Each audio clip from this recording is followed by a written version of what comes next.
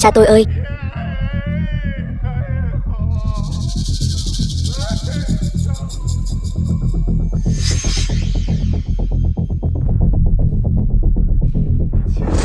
Thanh Thiên đại lão gia ơi! Ngài phải làm chủ cho chúng tôi.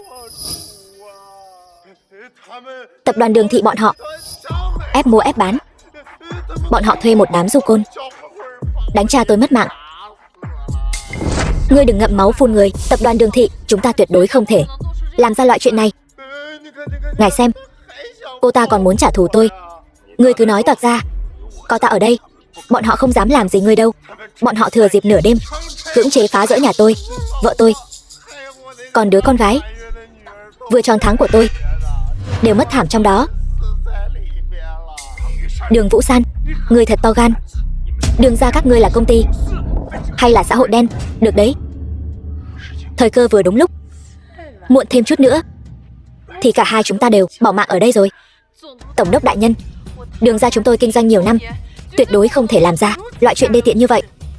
Nhất định là có kẻ vu khống hãm hại, gài bẫy Đường ra chúng tôi. Ý ngươi là ta đang lừa ngươi sao? Cha ta hiện đang nằm trong quan tài kìa. Hay là ta mở ra cho ngươi xem? Mở? Đương nhiên là phải mở rồi. Ngươi không mở, ta sẽ giúp ngươi mở. Không được động vào quan tài của cha ta. Không đúng. Chính là hắn. Chính là hắn đã đánh cha ta mất mạng. Được lắm, vậy ta sẽ tự mình mở cái quan tài này. Hỏi cha ngươi xem có phải ta ra tay hay không. Dừng tay. Ai cho phép ngươi vô lễ như vậy? Đồ ngu xuẩn. Bên trong căn bản chẳng có ai cả. Tổng đốc đại nhân, Đường ra tội ác tày trời, tội không thể tha thứ. Ở đây còn chưa đến lượt ngươi ngậm máu phun người. Chuyện ngươi ve vãn chúng ta vẫn chưa tính sổ xong đâu. Ta và Tần thiếu gia cùng lắm chỉ là tư đức có khuyết điểm. Chúng ta chưa từng làm hại bất kỳ bá tánh nào.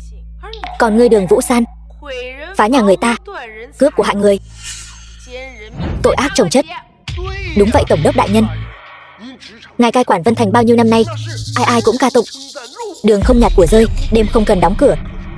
Thế mà giờ đây Vân Thành này lại xuất hiện một kẻ ức hiếp dân lành, coi thường pháp luật. Điều này khiến bách tính Vân Thành nhìn chúng ta thế nào? Nhìn ngài tổng đốc đại nhân ra sao? Đúng, tổng đốc đại nhân nhất định phải nghiêm trị Đường ra, cho bá tánh một lời giải thích. Đường ra không trừ, Vân Thành khó giữ. Tần gia chúng tôi khẩn cầu tổng đốc đại nhân ra tay tiêu diệt Đường ra, lấy đó làm gương. Ta Lý Phi Hổ Lý gia khẩn cầu tổng đốc đại nhân ra tay tiêu diệt Đường ra, lấy đó làm gương. Triệu Hào Cường, Triệu gia Nam Hồ, ta Tôn Thiên Nhạc, Tôn gia Bắc Thành, ta Đồng Hạo Nam, Đồng gia Tây Thành thỉnh cầu tổng đốc đại nhân ra tay tiêu diệt Đường ra, lấy đó làm gương. Ngươi thật là bịa đặt trắng trợn, đạo đức giả. Nếu không phải ta sớm có chuẩn bị, e rằng đều sẽ bị các ngươi gài bẫy rồi. Vào đi.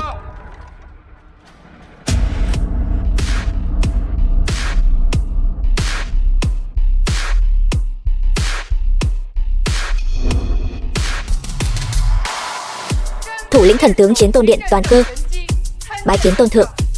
Bái kiến tôn thượng. Diệp Hiền, ngươi làm cách nào thuyết phục Đường Vũ San mời một diễn viên đến phối hợp các người diễn trò?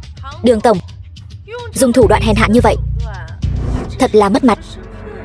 Chiến Tôn đại nhân, đó là người đứng dưới một người trên vạn vạn người. Ngay cả quốc chủ đại nhân cũng phải nể mặt 3 phần. Các ngươi chỉ là thứ dân đen, tìm một đám quần chúng muốn mạo danh Chiến Tôn đại nhân. Người thật là si tâm vọng tưởng, côn trùng thấp kém, sao biết chân long. Nếu người thật sự là Chiến Tôn đại nhân của Chiến Thần Điện, sao lại cam chịu ở một Đường gia nhỏ bé làm vệ sĩ cho? Đường Vũ San, người thật sự là biết cách làm dạng danh mình, một lũ phế vật. Tôn thượng làm việc cần gì phải giải thích với các ngươi? Ta thấy là không dám giải thích. Chiến Tôn đại nhân trấn giữ biên cương, một kiếm lui địch 3000 dặm. Đó là thần hộ mệnh của đại hạ chúng ta, là người mà nhân dân đại hạ chúng ta kính ngưỡng. Còn các ngươi mạo danh Chiến Tôn đại nhân, đó chính là đứng về phía đối lập với con dân đại hạ ta. Tổng đốc đại nhân, nếu hôm nay không lấy mạng tên tiểu tử này, Chiến Tôn đại nhân nổi giận sẽ máu chảy thành sông.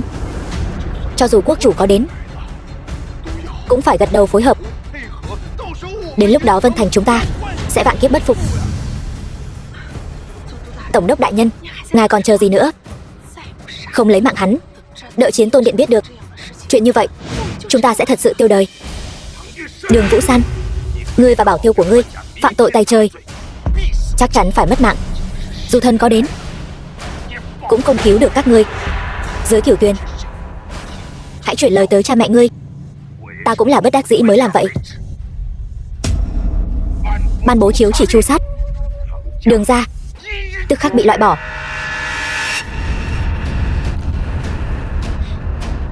Vân Thành tổng đốc hay lắm, không phân biệt trắng đen, không hiểu chuyện.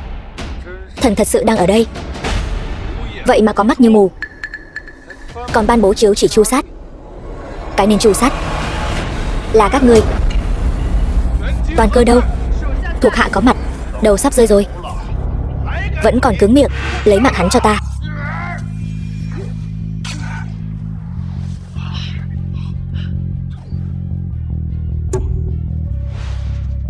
Mở to mắt của các ngươi ra, nhìn cho rõ ràng. Chiến Tôn lạnh đây. Gặp thì quỳ xuống. Quả nhiên là Chiến Tôn lạnh. Diệp Hiền lại là Chiến Tôn. Kiếp trước ta rốt cuộc đã làm gì vậy? Sao cái gì cũng không biết? Ai biết trong đầu ngươi đang nghĩ cái gì? Không thể nào, tuyệt đối không thể nào. Ta đã điều tra tên tiểu tử này, hắn chỉ là tên nhà quê làm ruộng. Sao có thể có Chiến Tôn lạnh? Chiến Tôn lạnh của hắn nhất định là giả mạo. Lười nói nhảm với ngươi. Hôm nay ta sẽ tự tay mở cỗ quan tài này, xem bên trong quan tài này rốt cuộc có oan khuất gì không. Diệp Hiền, nếu không có, hôm nay nhà họ Tần các ngươi chắc chắn diệt tộc.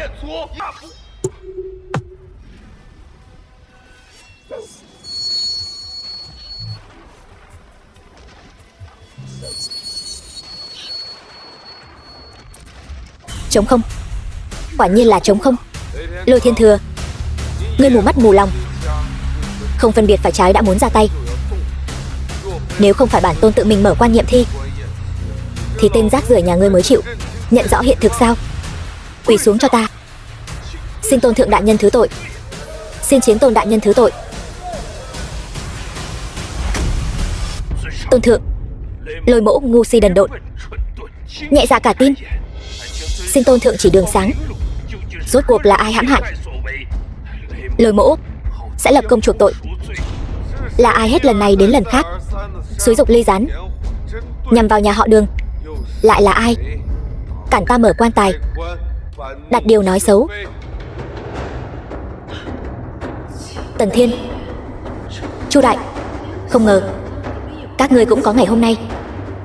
Nỗi đau kiếp trước các ngươi gây ra cho ta, hôm nay ta sẽ trả lại cho các ngươi gấp ngàn vạn lần. Lôi Thiên Thừa, nên làm thế nào? Ngươi nên biết.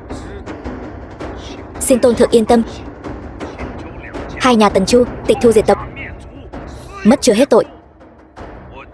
Ta nhất định sẽ lăng trì hai người này, trừng trị nghiêm khắc. Tổng đốc đại nhân, Diệp đại ca, tôi sai rồi, tôi không dám nữa. Tôi cầu xin anh tha cho tôi. Vũ San, xem như tình nghĩa chị em tốt bao năm qua của chúng ta, cô tha cho chúng tôi đi. Trời gây họa còn có thể tránh, tự gây họa không thể sống. Đây là do các người tự chuốc lấy. Cút đi. Bà chủ, cảnh tượng tiếp theo hơi máu me, không thích hợp cho mỹ nữ như cô xem. Chúng ta đi thôi.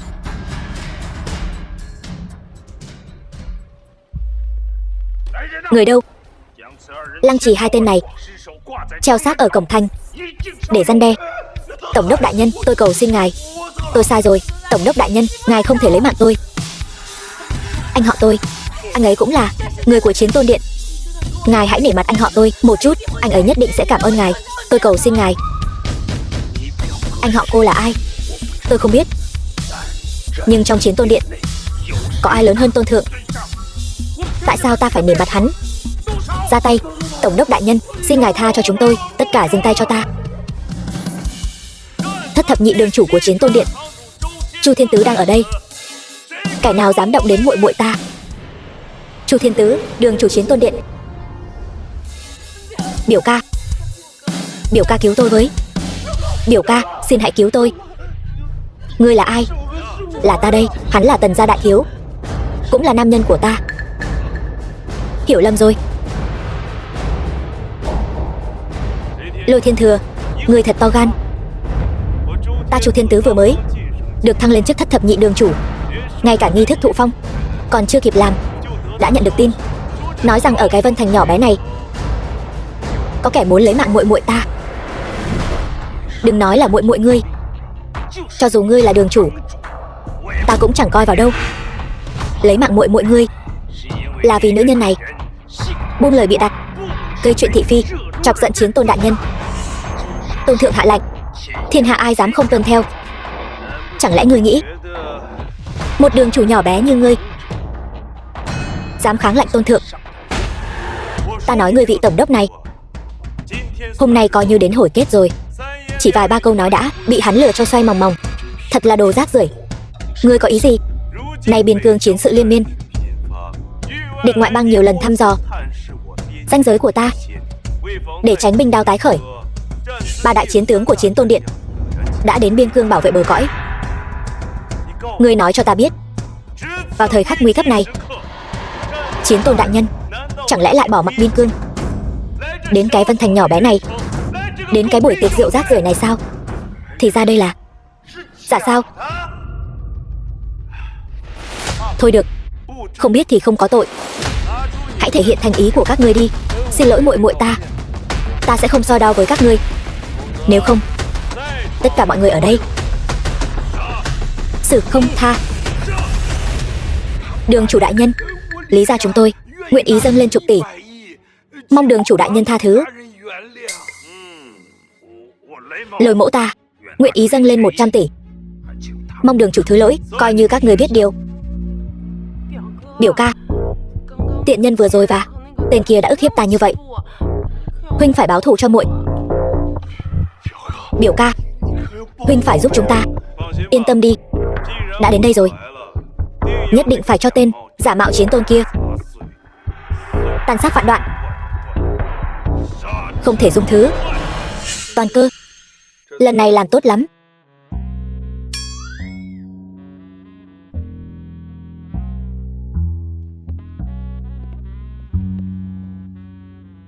Đại thù đã báo, tâm trạng này thật sự tốt không thể tả.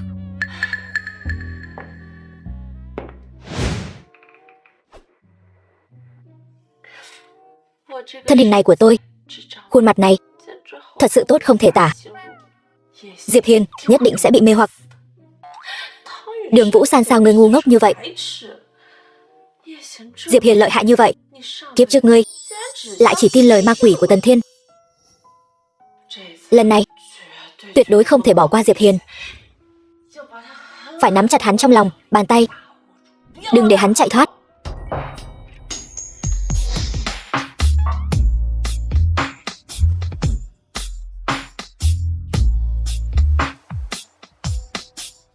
Đồ lưu manh.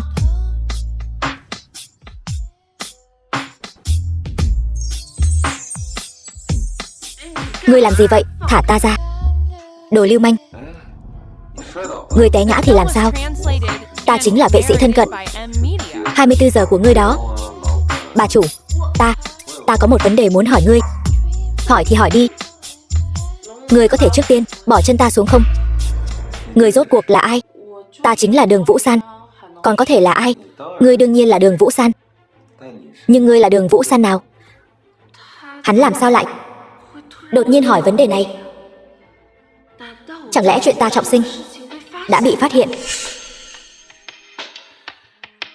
Trước khi ông nội ngươi để ta đến, đã đặc biệt dặn dò ta, nói cháu gái ông ta ngang bướng tùy hứng, tính tình tiểu thư, nếu không có ai bảo vệ nàng, sớm muộn gì cũng sẽ bị người trong xã hội này ăn sạch sẽ.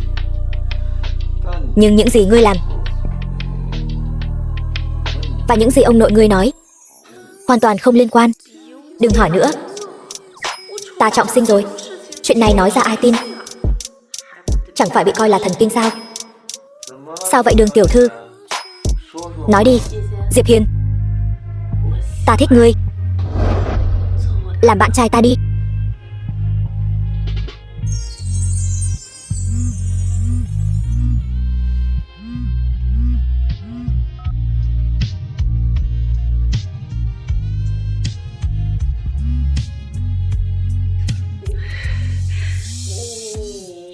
Hay là ngươi nghe điện thoại trước đi.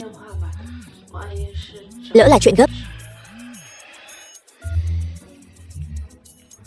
Ta mặc kệ ngươi là ai. Ngươi tốt nhất là có việc. Diệp Hiền cháu trai. Là ta đây, ông nội Vũ San. Điện thoại của cháu gái ta. Sao không gọi được? Đường lão gia, cháu gái ông hiện đang tắm rửa. Cái gì cơ? 2 ngày nữa, Đường gia có buổi họp mặt nhỏ. Khi đó, ngươi nhớ dẫn Vũ San cùng đến nhé. Được. Hỏng rồi, sinh nhật 80 tuổi của ông nội. Sao ta lại quên mất? Chuyện này, ông nội, ông nhất định phải tự tay mở ra. Đường Vân Thiên, gia chủ Đường gia. Ông nội. Ông nội. Ông nội. Đừng làm con sợ. Ông nội. Không được. Ta nhất định phải ngăn ông nội mở món quà đó. Quà? Quà gì? Con bé này từ khi trọng sinh trở về, lần nào nói cũng trúng. Chẳng lẽ bữa tiệc lần này còn có âm mưu gì sao?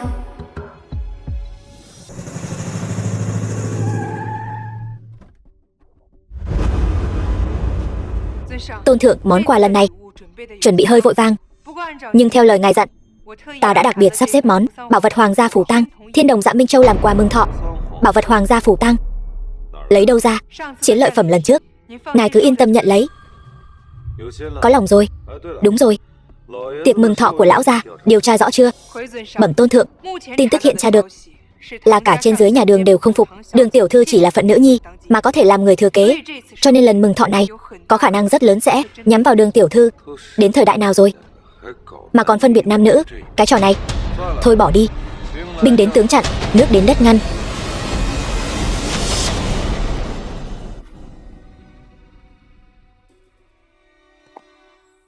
Đi thôi. Đau. Ngươi đi đâu vậy? Ngươi chỉ vừa mới làm bạn trai ta mấy ngày thôi, đã dám phản rồi. Nhẹ chút thôi, đến trễ như vậy.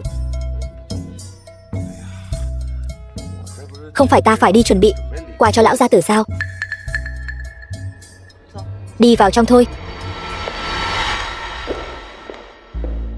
Tiệc mừng thọ.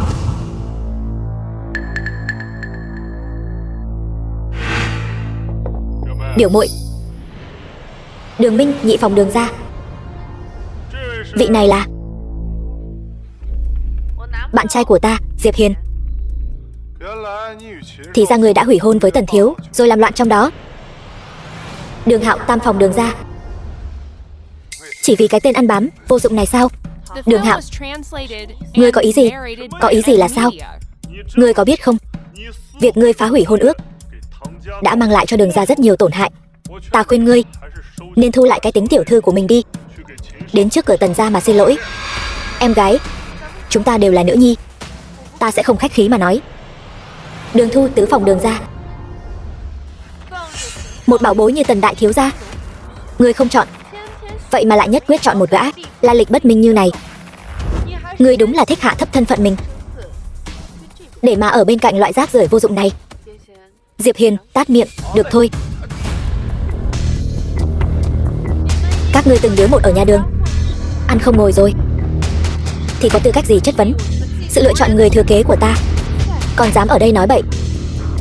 Kể từ hôm nay tống cổ khỏi nhà Đường. Đường Vũ San, ngươi còn chưa trở thành gia chủ mà đã dám ngông cuồng như vậy. Không coi trưởng bối ra gì, vô pháp vô thiên.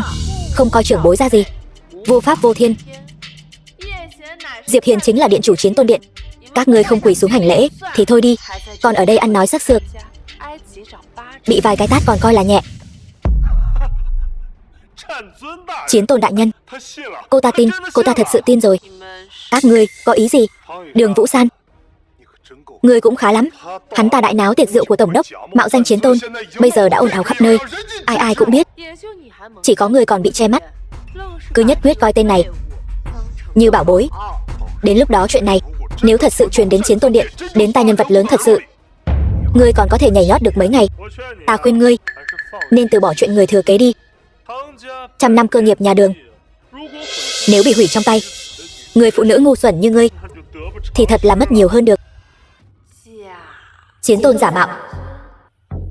Ngươi tin ai? Ta đương nhiên tin ngươi. Thật giả không lẫn vào đâu được, giả thật không lẫn vào đâu được. Nhưng điều đó không ảnh hưởng đến việc ta đánh các ngươi. Cút ngay cho ta. Mấy hôm trước, một vị đường chủ của Chiến Tôn Điện vừa từ tiền tuyến trở về Vân Thành. Ông ta nói vô cùng rõ ràng, hiện nay chiến sự biên giới phía Bắc căng thẳng. Chiến Tôn đại nhân đã sớm dẫn theo 3 vị đại chiến tướng trấn giữ biên giới phía Bắc. Sao ngươi không đi? Biên giới phía Bắc, mấy tên tép diêu đó còn chưa đáng để ta đích thân ra tay. Nhân tiện nói cho ngươi biết, đi không phải là 3 đại chiến tướng, mà là 2. Nói ngươi vài câu, ngươi còn lên mặt. Ngươi thật sự tưởng chúng ta không biết âm mưu của ngươi sao? Chẳng qua chỉ là lừa Đường Vũ San lên giường, làm bạn trai của cô ta, rồi dựa vào cành cao nhà Đường của ta bay lên cành cao Hóa Phượng Hoàng. Ngươi toàn những lời ngon tiếng ngọt, lừa gạt Đường Vũ San này cũng coi như là xong đi. Lừa gạt chúng ta không đời nào. Chỉ bằng đợi Chiến Tôn Điện tìm đến đường ra, không bằng chúng ta phế ngươi trước, đưa ngươi qua đó. Biết đâu đại nhân Chiến Tôn Điện còn nhìn đường ra chúng ta với cặp mắt khác xưa. Đường ra chúng ta còn có thể bay lên trời cao. Cho dù Diệp Hiền thật sự mạo danh chiến tôn, cũng là vì cứu ta. Ta nghĩ ta dù có liều mạng này cũng phải bảo vệ hắn. Gia chủ lạnh tại đây, ta xem ai dám động thủ. Lão gia tử lại đem gia chủ lạnh giao cho ngươi. Ta vốn là người thừa kế gia chủ, gia chủ lạnh ở trong tay ta. Có vấn đề gì sao? Nghi thức kế thừa còn chưa cử hành, cho dù ngươi có gia chủ lạnh cũng không tính là gia chủ. Tuy nói vậy, nhưng ta hy vọng các ngươi có thể hiểu, sản nghiệp của tập đoàn Đường gia hiện nay đều là ta Đường Vũ San một mình xử lý mọi việc trên dưới.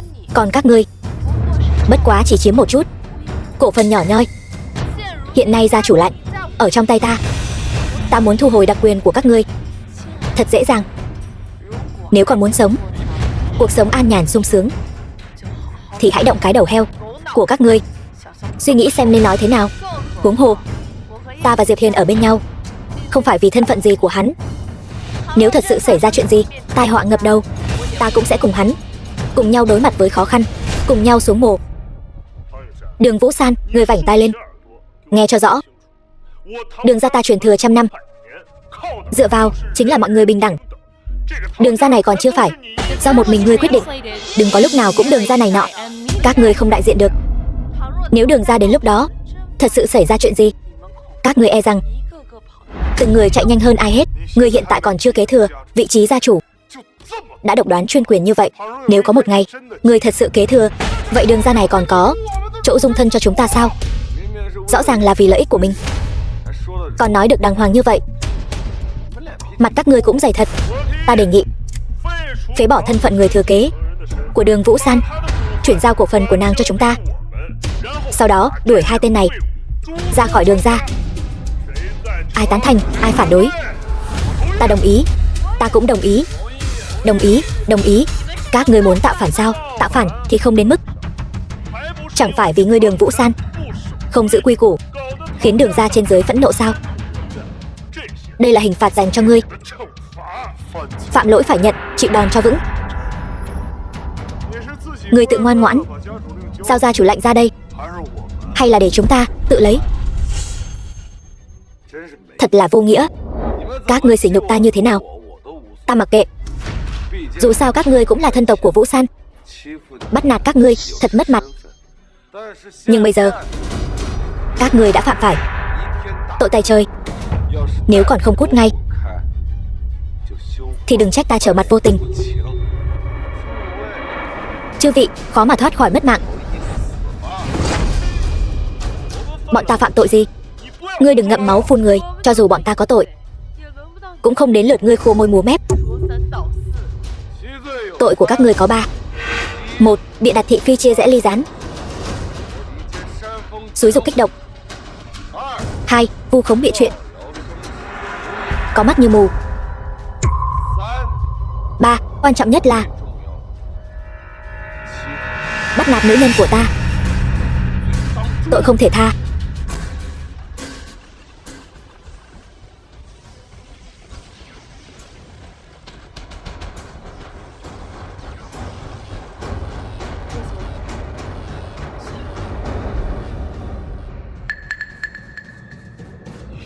Ngươi muốn gây sự ở Đường gia ta sao? Đường Vũ San, hôm nay là thọ yến của ông nội, lại dẫn một tên đàn ông đến gây rối. Ngươi có ý đồ gì? Các ngươi đừng ngậm máu phun người. Là các ngươi khiêu khích Diệp Hiền trước. Nếu không phải ta ngăn cản hắn, các ngươi đã sớm thành thi thể rồi. Người đâu? Lên cho ta. Bắt tên này lại, cho ta. Sao? Còn muốn thử lại sao? Đừng ngông cuồng. Hôm nay, ai phế được hắn, đánh gãy chân hắn, ném ra ngoài, ta thưởng 1 triệu. Dừng tay, các ngươi đang làm gì vậy? Ông nội, ông cuối cùng cũng đến rồi. Nếu ông không đến, cháu gái bảo bối của ông sẽ phá nát Đường gia mất. Ông nội, Đường Vũ San không chỉ xé bỏ hôn ước với Tần gia, còn dẫn tên rác rưởi này đến đây gây rối. Đúng vậy, tên tiểu tử này còn dám mạo danh Chiến Tôn đại nhân. Nếu cấp trên trách tội xuống, Đường gia chúng ta không gánh nổi đâu. Đường Vũ San, ông nuôi ngươi từ nhỏ đến lớn, ngươi lại dám náo loạn thọ yến của ông như vậy. Quỳ xuống xin lỗi. Ta Đường Vân Thiên vẫn chưa mắt mờ tai lãng. Các ngươi nghĩ gì trong lòng? Thật tưởng ta không hiểu sao?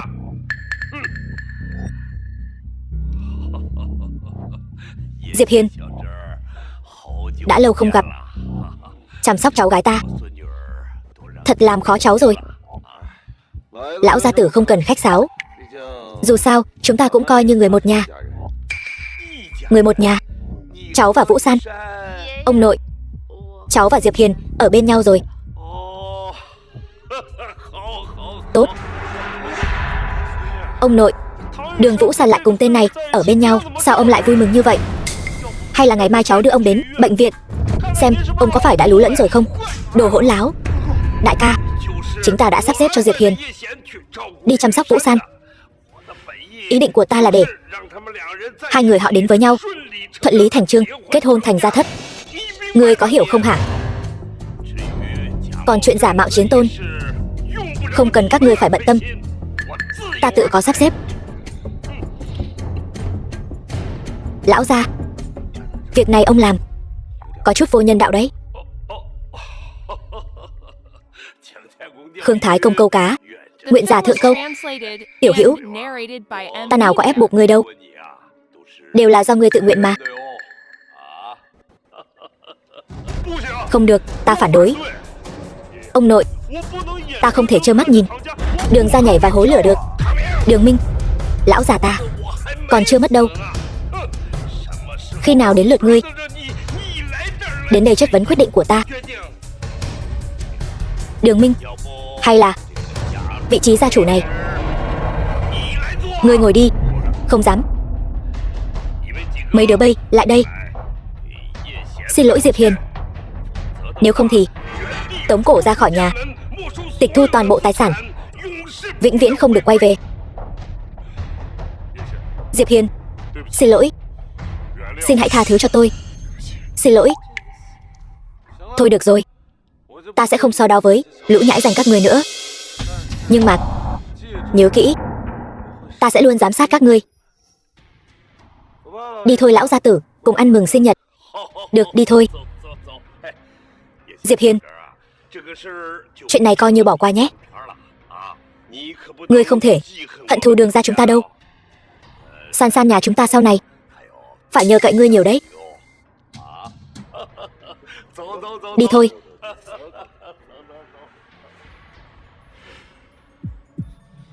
Thật không ngờ lão khọng gia này lại thiên vị Đường Vũ San như vậy.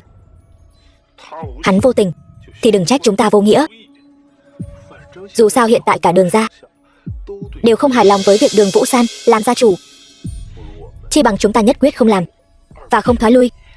Biểu ca, ngươi yên tâm, ta đã tẩm độc vào quà rồi. Chỉ đợi lão khọm già kia mở ra, bọn chúng chắc chắn phải mất mạng. Tốt, hôm nay chúng ta sẽ đoạt quyền tạo phản, cho thiên hạ biết Đường gia này không phải của riêng một mình hắn.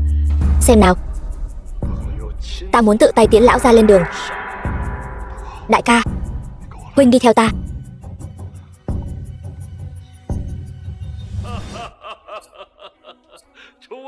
Chư vị, rất cảm ơn mọi người hôm nay đã đến tham dự tiệc mừng thọ 80 tuổi của ta. Lão già này xin chào mọi người. Cảm ơn. Qua mừng đã đến.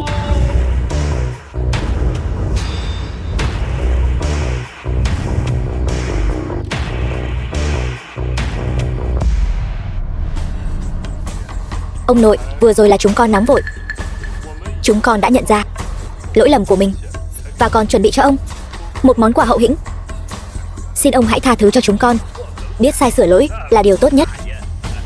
Tin là Diệp tiểu hữu cũng sẽ không chấp nhận đâu, phải không?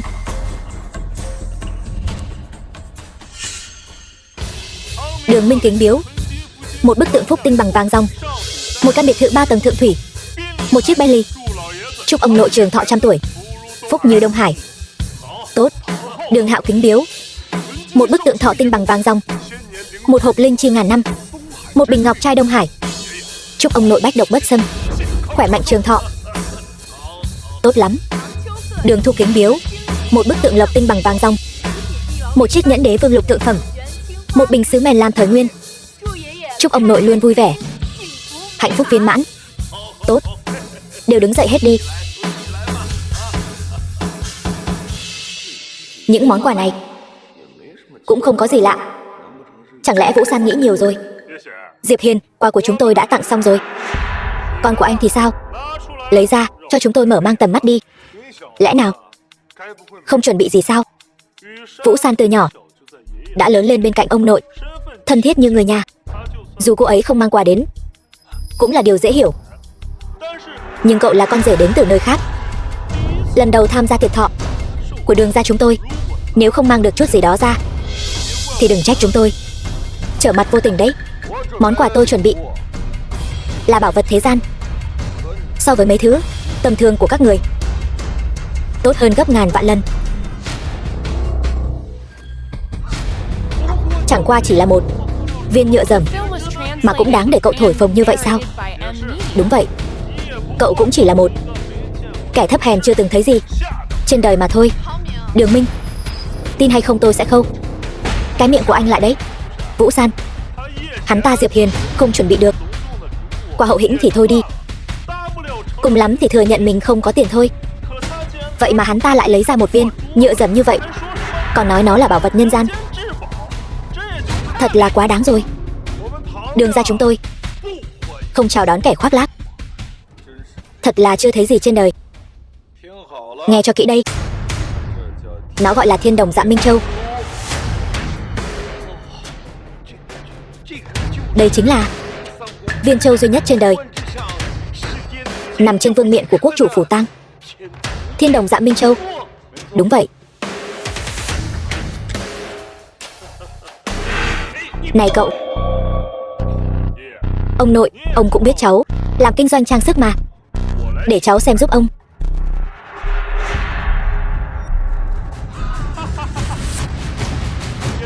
Ông nội, đừng tin lời hắn ta. Thiên Đồng Dạ Minh Châu cái dám gì? Cũng chỉ là một viên chân châu nhựa, thêm chút bột dạ quang mà thôi.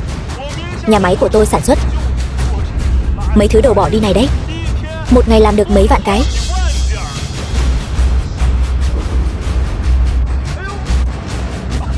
Cậu, thật ngại quá, vỡ rồi.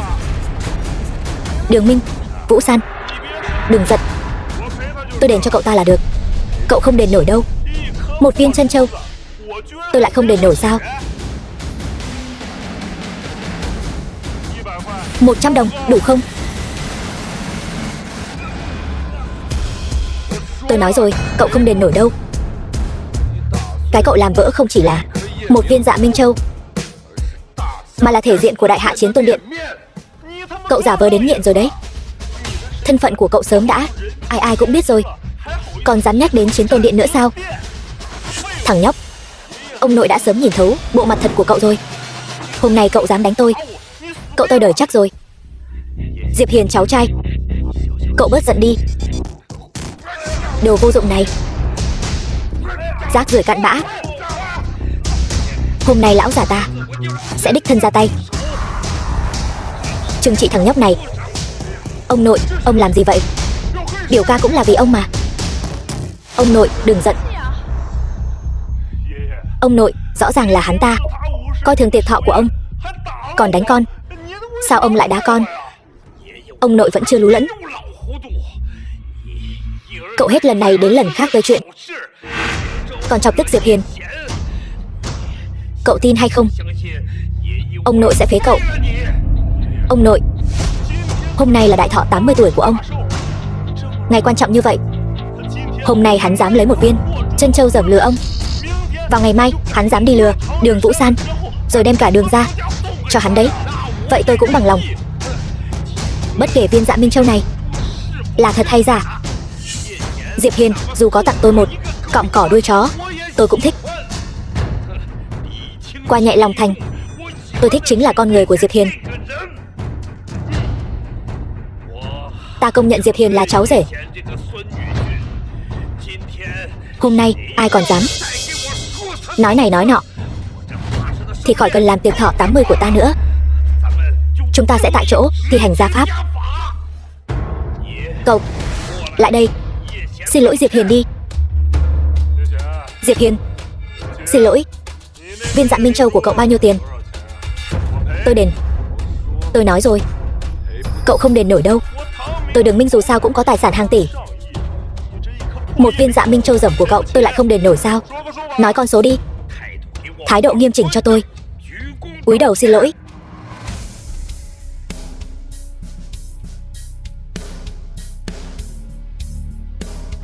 Xin lỗi. Báo giá đi. Mấy đồng tiền của cậu tôi còn chê bẩn. Lão gia, viên Dạ Minh Châu này vốn là tặng cho ông làm quà mừng thọ. Nếu đã là người nhà họ Đường chúng ta làm vỡ nó, vậy thì để ông tự tay xử lý đi. Còn không mau cảm ơn Diệp Hiền tiểu hữu. Cảm ơn Diệp tiên sinh. Ông ơi, ông đừng giận. Giận dữ hại thân thể. Vừa rồi chúng ta chuẩn bị những lễ vật mừng thọ này chẳng qua chỉ là trò đùa. Tiếp theo tặng cho ông mới là kỳ chân dị bảo thật sự. Ông xem nhất định sẽ rất vui.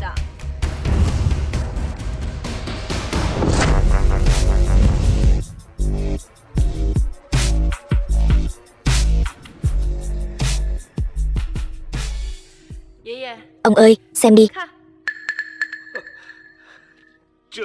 Đây, đều là cái gì vậy? Đều là do con chuẩn bị sao? Không, những kỳ chân dị bảo hiếm có khó tìm này, một mình con không thể nào tìm được, cũng không mua nổi. Đây là do cả nhà họ Đường chúng ta, trên dưới mấy trăm đệ tử, cùng chung sức chung lòng, mất nửa năm mới tìm được đủ. Nói ra thì cũng coi như là cả nhà họ Đường chúng ta cùng nhau chuẩn bị cho ông một phần lễ vật. Tốt, mọi người đều có lòng, mau mở ra cho ta xem. Ông ơi, món quà này nhất định phải để ông tự tay mở ra xem. Con bé này nói làm ông ngứa ngáy hết cả người. Đây chẳng phải là thứ kiếp trước hại ông mất mạng sao? Nhưng rốt cuộc là cái nào mới có độc đây? Vậy ta sẽ tự mình xem thử, rốt cuộc là vật gì tốt đây. Ông ơi, không được, không thể mở. Vũ San, con có ý gì đây? Những lễ vật này có kịch độc, nếu ông mở ra e là sẽ trúng độc mà mất mạng. Sao cô ta lại biết được? Chẳng lẽ có người tiết lộ kế hoạch của chúng ta? Đường Vũ San, quậy đủ chưa? Đây là cả nhà họ Đường chúng ta tốn bao tâm huyết chuẩn bị lễ vật, bây giờ cô lại nói nó có độc. Cô muốn nói tất cả chúng ta muốn hại ông mất mạng sao? Đường Vũ San, đừng có lấy bụng tiểu nhân, đau lòng quân tử. Cô có biết chúng ta chuẩn bị những lễ vật này tốn bao nhiêu thời gian và tiền bạc không? Cô không tặng được quà thì thôi, cớ gì lại vu khống chúng ta? Thôi được rồi, Vũ San, đừng có làm loạn nữa. Nhà họ Đường chúng ta hòa thuận 100 năm. Ta tự nhận những năm làm gia chủ cũng đã tận tâm tận lực vì nhà họ Đường. Con nói họ hại ta làm gì? Chúng ta đều là người một nhà.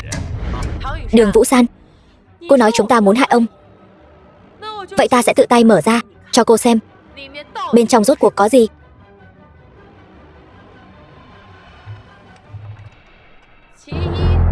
Thứ nhất, bảo vật trấn quốc Hòa Thị Bích. Từ sau khi Tần diệt vong, Hòa Thị Bích liền bạt vô âm tín. Không ngờ lúc còn sống, ta còn được tận mắt chứng kiến. Được lắm. Ông nội, chỉ cần là thứ ngài muốn, dù có phải đào sâu 3 thước đất, chúng ta cũng sẽ tìm cho ngài. Không giống như kẻ nào đó chỉ được cái mồm mép. Thứ hai, Đại Long đệ nhất đại hạ, Hồng Sơn Ngọc Long, Đường Vũ San. Ta đã mở 2 món quà rồi, sao ta vẫn chưa trúng độc mà mất mạng chứ? Phao tin đồn, như thật như đùa. Ta thấy ngươi chính là muốn quấy nhiễu tâm tình của ông nội. Đồ vong ơn. Đường Thu, Vũ San cũng chỉ là lo lắng cho ta thôi mà. Thôi, cháu gái ngoan, không cần phải căng thẳng như vậy. Chúng ta đều là người một nhà, sẽ không ai hại ta đâu. Món thứ 3 này, lão phu muốn tự tay mở ra, xem cho kỹ. Bảo vật này, ông nội, ông nội, ông nội, lũ rác rưởi các ngươi. Ta biết các ngươi muốn hại ông nội mà. Diệp Hiền, ngươi buông ta ra. Bình tĩnh. Đó là Thiên Sơn Tuyết Liên. Thiên Sơn Tuyết Liên. Nhưng mà luồng khí trắng vừa rồi, bọn họ, Thiên Sơn Tuyết Liên được hái từ vùng cực Bắc, nơi đất đai lạnh lẽo. Đột nhiên mở hộp ra, chênh lệch nhiệt độ trong ngoài lớn, nên mới có xương trắng. Thì ra là vậy. Đường Vũ San, ông nội đã tự tay mở hộp ra rồi, không có chuyện gì xảy ra cả. Ngươi có phải nên vì hành động bốc đồng vừa rồi mà xin lỗi chúng ta không? Đường Thu, đều là người một nhà, không cần thiết phải vậy đâu. Ông nội ngài cũng quá thiên vị rồi. Đúng vậy, lão già, ngươi quá thiên vị rồi. Đường Vũ San chỉ là một nữ nhân, sớm muộn gì cũng phải lấy chồng, làm sao có thể kế thừa vị trí gia chủ. Ngươi sẽ phải trả giá cho quyết định của mình. Đường Thu, cái món quà cuối cùng này là gì vậy? Có thể nói cho ông nội biết không? Ông nội, bọn ta đặc biệt chuẩn bị như vậy chính là để ngài tận hưởng niềm vui bất ngờ khi tự tay mở quà. Ngài nhất định phải tự tay mở ra. Thật không hiểu suy nghĩ của đám trẻ các ngươi. Được, ta sẽ mở. Mở đi. Mở đi lão già. Ta muốn người mất mạng. Để ta mở. Bà chủ, ta là vệ sĩ riêng của cô. Nếu cô thật sự xảy ra chuyện gì, ta biết ăn nói làm sao. Không được, đây là chuyện của Đường gia ta. Ta không thể để ngươi mạo hiểm được. Diệp Hiền, kiếp trước ta đã trăm bề gây khó dễ cho ngươi, nhưng ngươi vẫn một lòng với ta. Ta đã rất có lỗi với ngươi rồi. Kiếp này, sao có thể trơ mắt nhìn ngươi mất mạng thay ta được? Nếu hôm nay nhất định phải có một người mất mạng, ta thà rằng đó là ta. Được rồi, không sao đâu. Ta sẽ luôn ở bên cạnh ngươi. Sao ta không cử động được nữa rồi? Kỳ quái thật. Tự mình nói một trang dài, lại còn khóc lên nữa. Cho dù ngươi muốn làm, cũng không có tư cách. Diệp Tiểu Hữu, ngươi cũng thấy rồi đấy, mấy cái dương phía trước này đều chẳng có gì cả. Nghe thấy chưa? Đừng quậy phá ở đây nữa. Bao nhiêu người nhà Đường chúng ta tỉ mỉ chuẩn bị một bất ngờ bấy lâu nay, lại bị ngươi và Đường Vũ San hết lần này đến lần khác phá rối. Phải là hôm nay chọc ông nội không vui mới được hả? Chỉ là ghen tị với tấm lòng của chúng ta thôi. Lão gia tử, người tuổi đã cao, không phân biệt được đúng sai phải trái nữa rồi. Ông nội, ông xem, đều là do ông chiều hư nó. Bây giờ thằng nhóc này được đà lớn tới rồi. Tiếp theo, nhìn cho kỹ, ngươi sẽ biết thế nào gọi là lòng dạ khó lường. Không ngờ lại là thực hồn châu. Diệp Hiền, nhóc con, sống cho tốt không được sao? Ta thật sự không hiểu, tại sao ngươi và Đường Vũ San cứ phải tìm đường xuống địa ngục vậy? Diệp Hiền, sao ngươi ngốc vậy? Bọn chúng nhắm vào ta và ông nội. Nếu phải mất mạng thì phải là ta mới đúng. Đường tổng, tinh thần lực của ngươi thật mạnh mẽ, đến cả phong ấn của ta cũng có thể phá vỡ. Đồ ngốc. Ngươi đúng là đồ ngốc. Để ta mất mạng là được rồi. Ngươi giỏi cái gì mà năng nổ. Diệp Hiên, kiếp này ta không muốn mất ngươi nữa. Yên tâm đi, ta đã nói nhất định sẽ không rời xa ngươi. Ngươi gạt ta. Đi, ta đưa ngươi đi tìm thầy thuốc. Ta sẽ tìm thầy thuốc giỏi nhất chữa trị cho ngươi. Ta không muốn ngươi mất mạng. Ta tạm thời sẽ không mất mạng. Đường lão gia tử, thiện ác trung gian, thị phi hữu báo. Lần này ông đã thấy rõ rồi chứ? Mấy tên các ngươi lại dám muốn hại ta mất mạng thật sao? Mấy người này vì mưu đồ chuyện này quả thật là dụng tâm vất vả. Cửu chuyển thực hồn châu này dùng 72 loại độc vật, 36 loại độc thảo luyện chế 7749 ngày, lại còn hiến tế trăm mạng người. Thủ đoạn âm hiểm độc ác, trái với thiên đạo. Thằng nhóc nhà ngươi biết được cũng nhiều đấy. Thật đáng tiếc. Một loại độc quý giá như vậy mà lại không thể khiến Đường Vân Thiên mất mạng. Đồ vô dụng này, lãng phí trên người ngươi. Ai bảo ngươi cứ phải ra oai trước mặt Đường Vũ San. Đáng đời mất cái mạng này. Cửu chuyển thực hồn châu này là cấm thuật của Chiến Tôn Điện. Các ngươi làm thế nào mà có được? Ngươi thay vì quan tâm chúng ta làm sao có được thực hồn châu thì nên lo lắng cho bản thân mình đi. Độc này vô phương cứu chữa, chúng thì chắc chắn toi đời. Các ngươi cũng quá tự tin rồi. Ngươi đã biết lai lịch của độc này. Ta nghĩ ngươi chắc chắn biết sự lợi hại của độc này. Ta nói cho ngươi biết, khắp thiên hạ này không ai có thể chữa được loại độc này. Đừng nói tìm thầy thuốc, Đại La Kim Tiên cũng không cứu được ngươi. Trong vòng 3 phút, ngươi chắc chắn sẽ toàn thân đau đớn như bị trùng độc cắn xé mà toi đời. Hắn nói là thật sao? Về lý thuyết là vậy. Nhưng mà Đường Hạo, ta liều mạng với ngươi.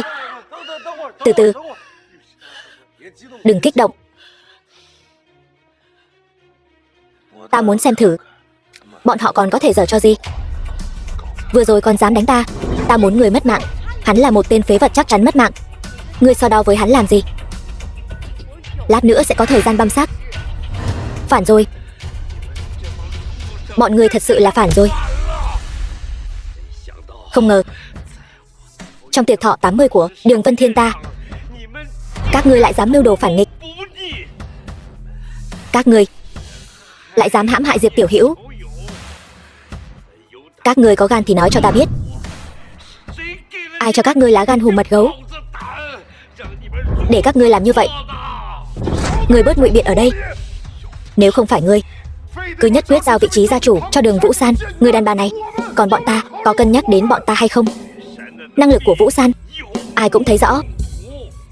Dưới sự lãnh đạo của nó, Đường gia chúng ta thăng tiến vùn vụt như mặt trời ban trưa, giờ đã nhảy vọt lên đỉnh cao. Gia tộc hào môn Vân Thành,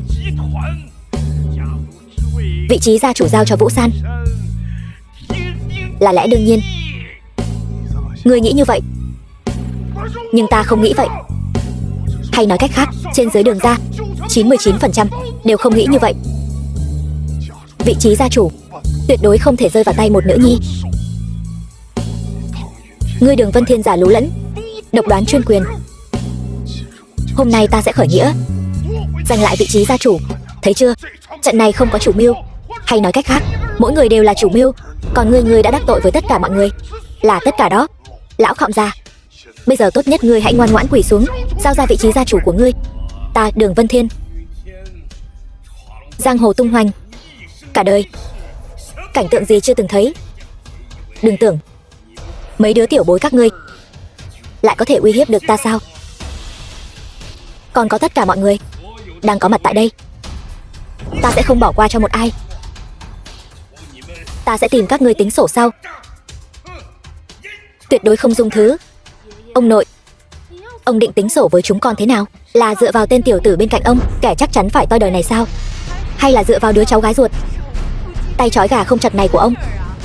Lão Khọm gia bây giờ không có tư cách để bàn điều kiện với chúng ta.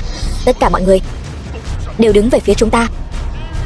Hôm nay để thuận theo ý nguyện của mọi người, ta Đường Minh, nhị phòng Đường gia kính xin lão gia chủ thoái vị. Đường Hạo tam phòng Đường gia kính xin lão gia chủ thoái vị. Đường Thu tứ phòng Đường gia, kính xin lão gia chủ thoái vị. Đường gia Vân tự bối, kính xin lão gia chủ thoái vị. Đường gia Kiếm tự bối, kính xin lão gia chủ thoái vị. Kính xin lão gia chủ thoái vị.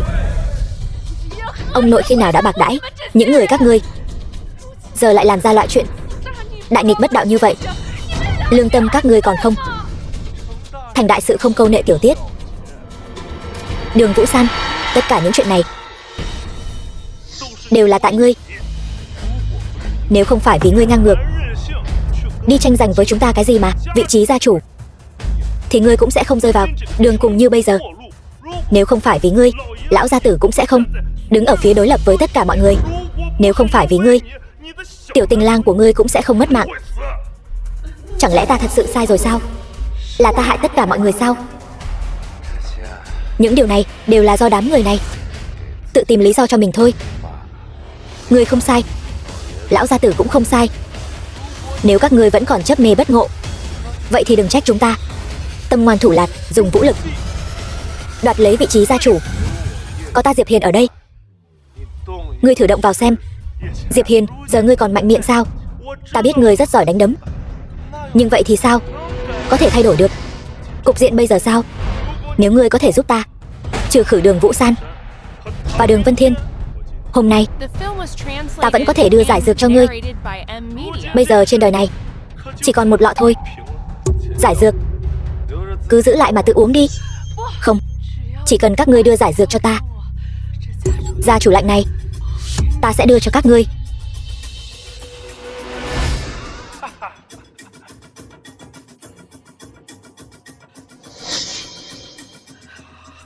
Đường Minh, ngươi có ý gì?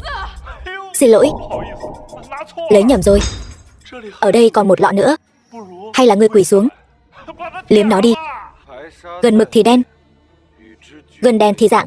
Có Vũ San và lão gia tử, những người hiền minh như vậy lãnh đạo, Đường ra sao có thể sinh ra loại tai họa này?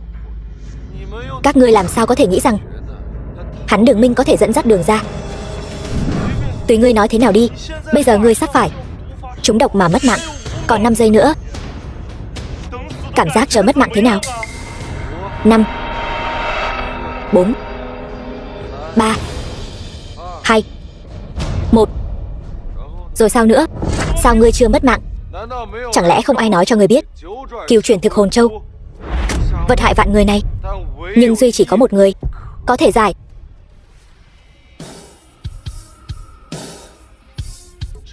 Đây là tứ phương thanh tâm quyết. Đây là bí thuật thành danh của Chiến Tôn đại nhân. Người rốt cuộc là ai? Đến nước này mà vẫn chưa hiểu sao? Ta chính là Chiến Tôn trong miệng các ngươi. Chỉ là các ngươi không có đầu óc. Dăm ba câu đã bị người ta xúi giục làm súng ống. Không, điều này không thể nào. Vị đại nhân kia từng nói Chiến Tôn đại nhân đang trấn giữ biên cương, không thể nào xuất hiện ở Vân Thành. Người nhất định là đã lén học bí thuật của Chiến Tôn đại nhân. Ta sẽ phái người bắt người lại ngay bây giờ.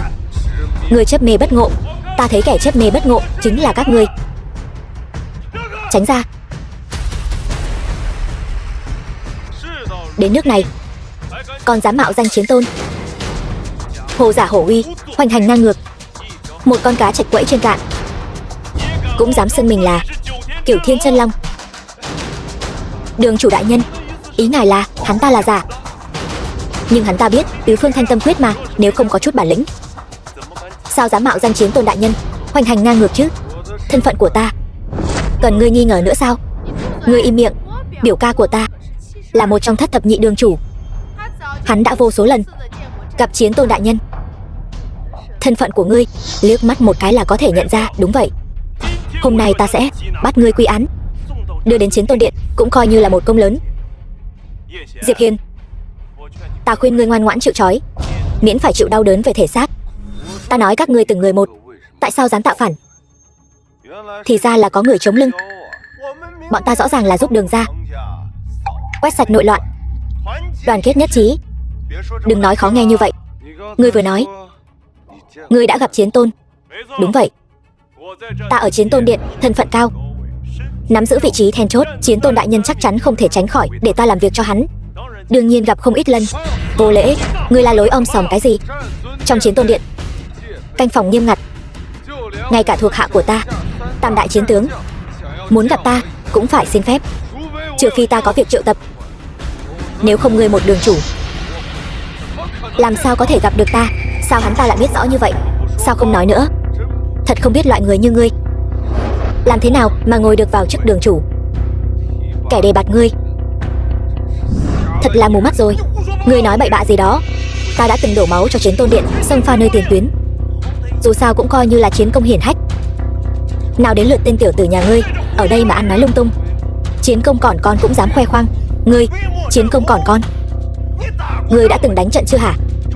Chu đường chủ ấy là nhờ một mình diệt sạch một núi phỉ tặc, truy kích tàn binh 300 dặm. Những chiến công này ai làm được? Đánh đuổi vài tên, truy đuổi vài tên mà đã dám tự mãn rồi sao? Thật là không có chí lớn. Chu Thiên Tứ, ngươi dừng tay cho ta.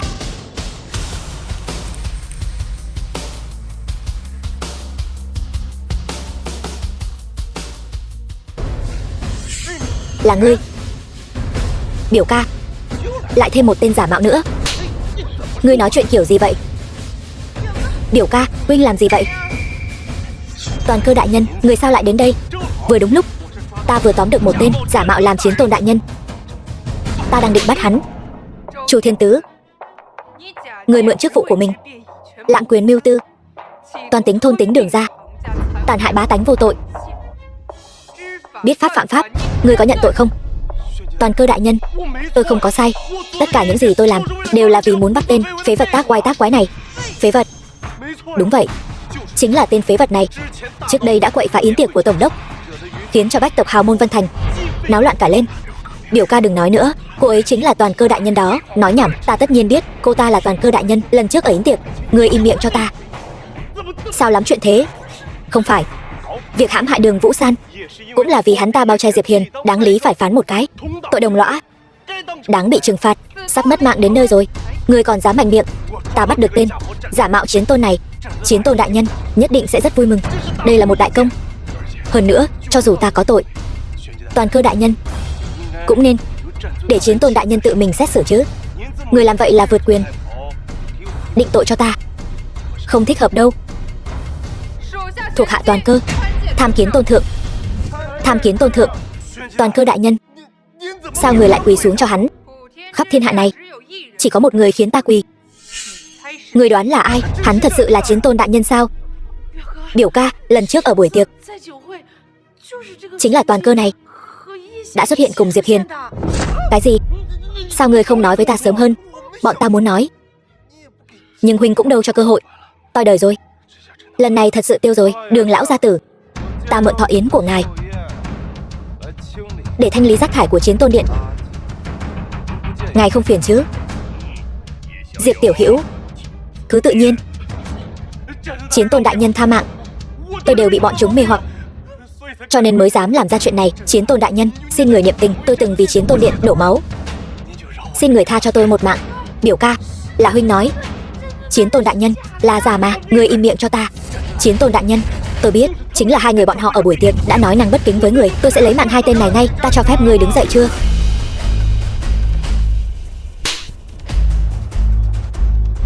Là ngươi nói ta mạo danh Chiến Tôn? Không dám. Là ngươi muốn lăng trì ta tế trời? Thuộc hạ biết tội. Chu Đại Suyết lấy mạng bà chủ của ta, ngươi muốn ra mặt thay cô ta? Chiến Tôn đại nhân tha mạng, chính là ta. Dù có 10 lá gan, ta cũng không dám mạo phạm Chiến Tôn đại nhân ngài. Hôm nay ta lấy danh nghĩa Chiến Tôn tước bỏ chức vị đường chủ của ngươi, đồng thời đày vào vô gian đại ngục. Hình kỳ 500 năm. Đa tạ Chiến Tôn đại nhân, không lấy mạng.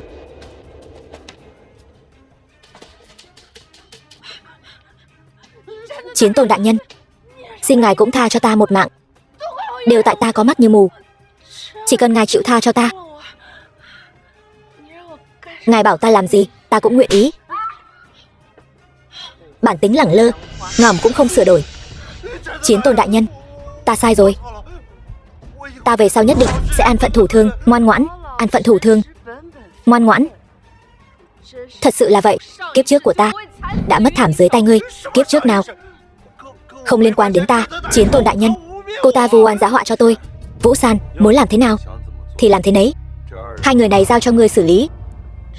Chu Di tam tộc, ngàn đao phanh thây, mới có thể nguôi giận trong lòng ta. Đừng, Vũ San, van xin ngươi đừng mà. Đem đi. Chiến tôn đại nhân. Vũ San, đừng mà. Đừng làm vậy. Chiến tôn đại nhân cứu mạng, suýt nữa thì quên các ngươi. Chiến tôn đại nhân, tôi biết lỗi rồi. Tôi đều là nghe theo lời gièm pha của Chu đường chủ. Đây đều là hiểu lầm. Biểu muội, xem như chúng ta đều là người Đường gia, ngươi tha cho ta đi. Lúc hại ông nội, sao ngươi không nghĩ tới ngươi cũng là người Đường gia? Vũ San, đám người này xử lý thế nào? Nghe theo ngươi. Đường Minh, Đường Thu, Đường Hạo, ba người từ hôm nay bị trục xuất khỏi Đường gia, tịch thu toàn bộ gia sản, tự tìm đường sống, tự sinh tự diệt. Còn các ngươi, bất luận giữ chức vụ gì ở tập đoàn Đường thị, đều bị cách chức, bị giam 3 tháng. Suy nghĩ về tội lỗi của mình, còn tái phạm thì không thể tha thứ. Nghe rõ chưa? Cản tạ Đường tiểu thư không lấy mạng. Cút đi.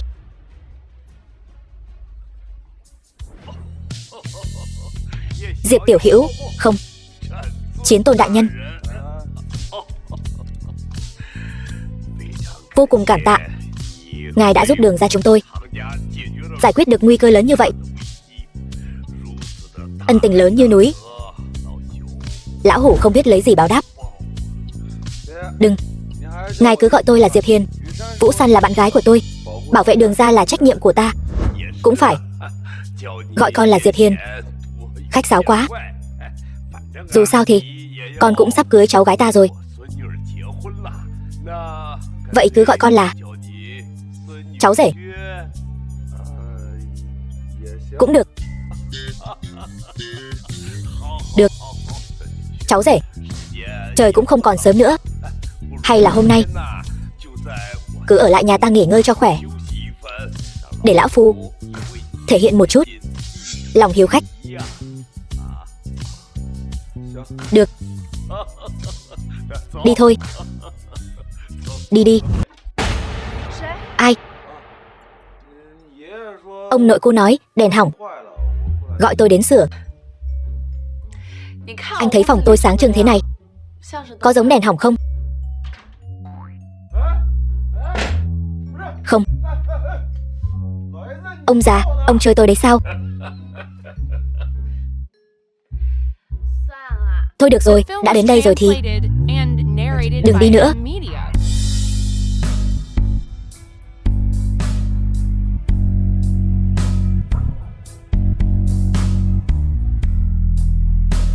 Hay là tối nay cứ trao thân cho Diệp Hiền đi.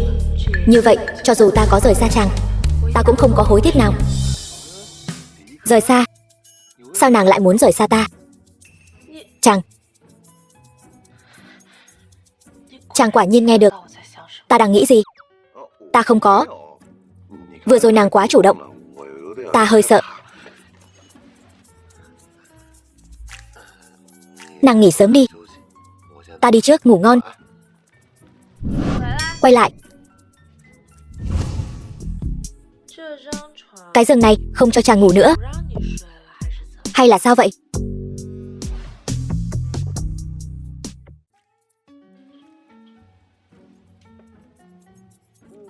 Anh vẫn chưa ngủ sao? Hơi mất ngủ. Vậy thì đừng ngủ nữa.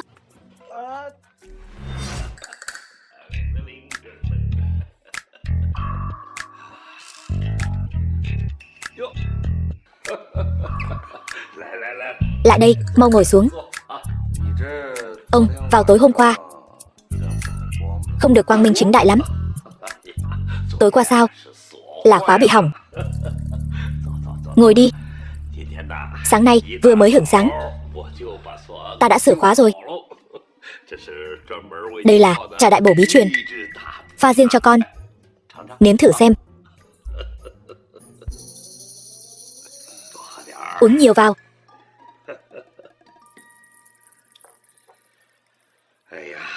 Nhanh chóng cùng với Vũ San sinh đứa cháu trai bụ bấm, hoàn thành giấc mộng của lão phu ta. Từ từ, uống từ từ thôi. Không phải. Ông nội, con với Vũ San còn chưa cưới đâu. Cho con đến đây chính là để nói chuyện này. Chuyện hôn lễ này cũng nên đưa vào lịch trình rồi chứ. Thằng nhóc này chẳng lẽ là loại cởi quần xong rồi thì không nhận trách nhiệm cha nam sao? Sao có thể chứ? Đúng rồi. Vũ San đâu? Con tỉnh dậy không thấy nàng đâu cả. Đường ra ta gặp đại nạn này. Bên phía công ty nội bộ bất ổn. Để Vũ San đi xử lý một chút, lát nữa sẽ quay lại. Chuyện hôn lễ bàn bạc với tôi là được rồi. Được rồi, vậy sính lễ ông muốn bao nhiêu? Đưa ra giá, tôi trả được. Cậu nói gì vậy? Tôi gả cháu gái chứ đâu phải bán cháu gái. Nói gì sính lễ chứ? Vậy thế này đi, nhà họ Đường chúng tôi sẽ đưa ra 5 tỷ của hồi môn. Mọi việc trong hôn lễ đều do lão già này đích thân lo liệu. Còn cậu, bất kể chuyện gì không cần phải lo nữa. Đừng. Quy củ chính là quy củ, phải làm thì phải làm. Làm như tôi ở rể vậy. Tôi không phải lo lắng cho cậu sao? Công vụ bận rộn, thân phận đặc biệt, chia sẻ gánh nặng cho cậu mà. Đương nhiên rồi, cậu. Sau khi kết hôn với San San, nhớ chăm sóc nhiều hơn cho nhà họ Đường chúng tôi. Tôi từ nhỏ không cha không mẹ, là một đứa trẻ mồ côi. Là ông và Vũ San đã cho tôi cảm giác gia đình. Nếu ai dám bắt nạt nhà họ Đường các ông, tôi Diệp Hiền là người đầu tiên không đồng ý. Tốt. Như vậy rất tốt. Vậy hôn lễ cứ quyết định như vậy đi. Chờ đã. Tôi vẫn chưa đồng ý đâu. Không vượt qua 3 thử thách trước hôn nhân này, Diệp Hiền sẽ không có tư cách kết hôn với tôi. Vũ San, con không bị sốt đấy chứ? Chiến Tôn cũng không có tư cách này sao? Vậy con nói xem, trên đời này ai có tư cách này? Con nói nhảm gì vậy?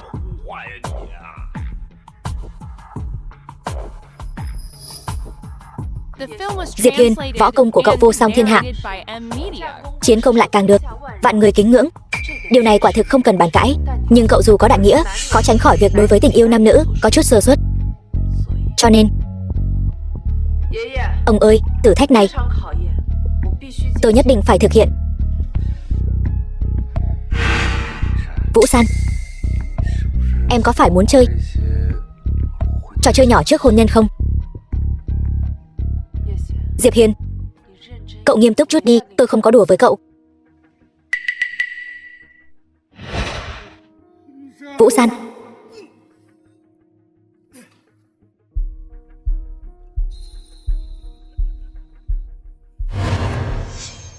Diệp Hiên, Chu Thiên Tứ bỏ trốn.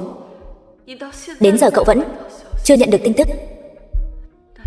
Vậy thì chứng tỏ chuyện của kiếp trước nhất định sẽ tái diễn. Để không liên lụy đến cậu, tôi chỉ có thể làm như vậy. Chu Thiên Tứ chạy rồi, còn lấy mạng tôi nữa. Sao có thể như vậy được? Hơn nữa, trước đây tôi đã từng có hôn ước, cho nên tôi coi như là tái hôn. Diệp Hiền, tôi không xứng với cậu. Dù có suy nghĩ thế nào đi nữa, thì chúng ta kết hôn cũng không phải là giải pháp tối ưu. Dừng lại. Đừng nói bậy bạ như vậy. Tái hôn hay không tái hôn gì đó, tôi không quan tâm em trước đây đã trải qua những gì. Tôi chỉ muốn trong mỗi ngày tương lai đều được ở bên cạnh nàng. Thử thách này tôi chấp nhận.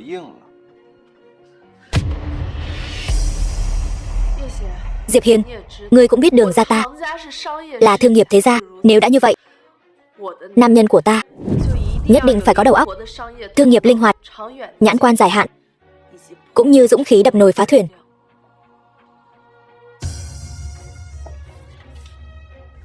Tài phú. Cho nên thử thách đầu tiên này chính là muốn người trong 3 ngày kiếm đủ 100 tỷ. Nhưng tiền đề là ngươi không được phép dùng Chiến Tôn Điện bất kỳ lực lượng nào. Điều này sao có thể? San San, ngươi đừng ở đây hồ đồ nữa được không? Thử thách này Gia Gia con không đồng ý. Gia Gia, nếu Diệp Hiền ngay cả khắc phục điểm khó khăn này dũng khí cũng không có, ta làm sao có thể chắc chắn hắn sau này nhất định sẽ yêu ta chứ? Trừ phi có thể ở Thượng Kinh phiên đấu giá được thứ đó. Nếu không chính là si tâm vọng tưởng thôi. Diệp Hiền, hy vọng ngươi có thể thấy khó mà thoái lui. Ngươi đừng ở đây hồ đồ nữa. Lão gia tử, ván đầu tiên này ta nhận. Vũ San, ta nhất định sẽ chứng minh cho nàng thấy, bất luận khó khăn lớn đến đâu trước mặt ta đều không thể cản nổi. Hy vọng lần này có thể thắng cược. Đường Vũ San, ta chỉ kích động nói với ngươi vài câu, ngươi thật sự dám đến sao? Chu đại, ta đã nói rồi, ân oán giữa ngươi và ta hôm nay nhất định phải giải quyết cho xong. Đường Vũ San, sao chỉ có mình ngươi đến vậy? Tên tiểu tình nhân, chiến tôn của ngươi chẳng lẽ bỏ rơi ngươi rồi sao? Không cần ngươi lo. Chu đại, đã nghĩ xong hôm nay mất mạng như thế nào chưa?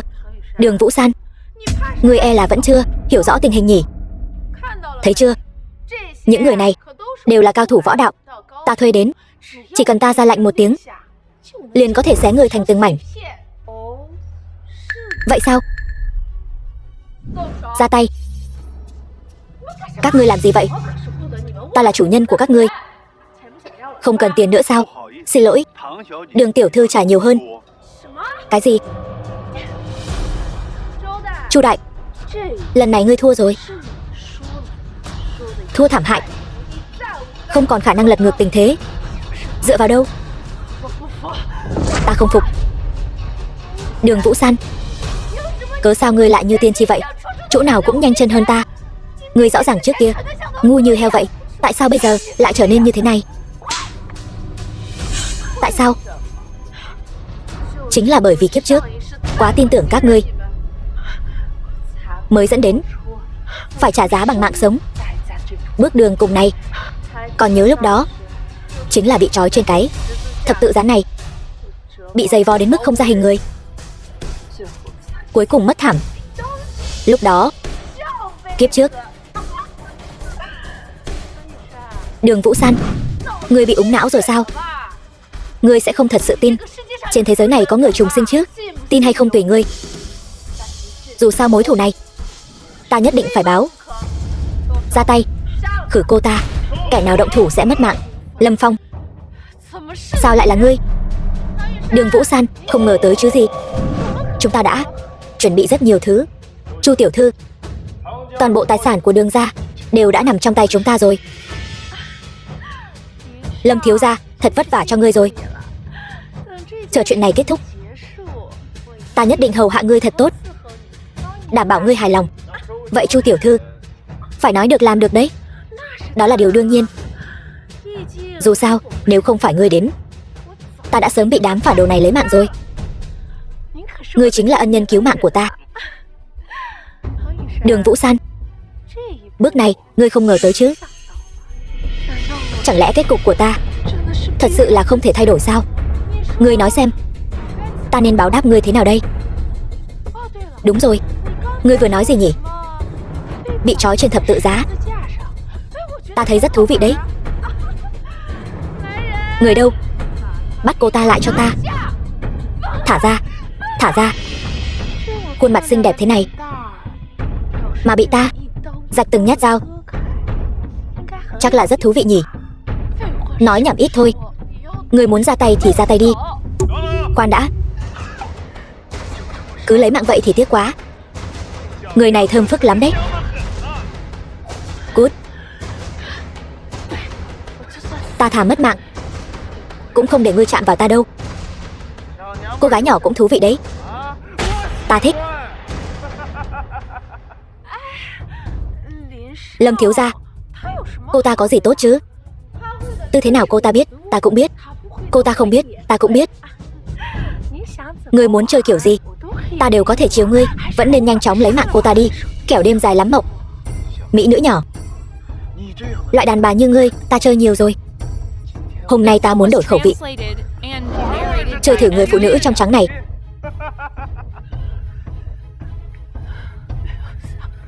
Không ngờ kiếp này lại mất trong nhục nhã như vậy. Nhưng cũng may, Diệp Hiên, chàng vẫn còn sống. Đường Vũ San, cô đừng nói là cô vẫn nghĩ Diệp Hiên còn sống đấy nhé. Ý cô là sao? Ý cô là sao hả? Đường tiểu thư, món quà này. Diệp Hiên, buông ra. Đường Vũ San, dù cô có gọi có khóc thế nào thì hắn cũng đã mất mạng rồi. Rốt cuộc là vì sao? Diệp Hiên là chiến tôn, hắn không thể mất mạng được. Sao hắn có thể mất mạng được? Vì hắn phạm phải trúng nộ. Vị trí chiến tôn đã đổi người rồi. Còn ta chính là một trong tam đại chiến tướng, tân nhiệm chiến tôn điện. Đại hiệu Tham Lăng. Tham Lăng đại nhân, thì ra ngài đã bày ra một bàn cờ lớn như vậy. Kế sách của ngài quả thật là vô song trên đời. Khổng minh tái thế, cho dù là chiến thần đại nhân của chiến tôn điện thì đã sao? Trung quy cũng chỉ là phàm phu tục tử. Bị đao đâm vào vẫn sẽ đau, vẫn sẽ mất mạng. Nhưng bây giờ không sao rồi, bởi vì sắp đến lượt cô rồi. Diệp Hiên đã mất mạng rồi. Tôi liều mạng với cô. Đường Vũ San, bây giờ ta sẽ cho cô và Diệp Hiên đoàn tụ. Kiếm đến. Đau. Đường tổng, cô làm gì vậy? Đồ đáng ghét, anh làm em sợ muốn đứng tim. May mà anh không sao. Chẳng phải chiến tôn điện còn có chút hậu sự cần giải quyết sao? Cho nên ta mới đến muộn. Đến là tốt rồi, kiếp này ta không muốn xa cách chàng nữa. Ta đã nói rồi, ta sẽ không rời xa nàng. Ta còn có việc cần xử lý, phải xử lý 3 người này. Không thể nào, điều này không thể nào. Chính tay ta đã lấy mạng Diệp Hiên. Người rốt cuộc là ai? Thất sát đại nhân. Ta lấy mạng chính là thất sát đại nhân. Những thủ đoạn nhỏ của các ngươi tôn thượng đã điều tra rõ ràng từ lâu rồi.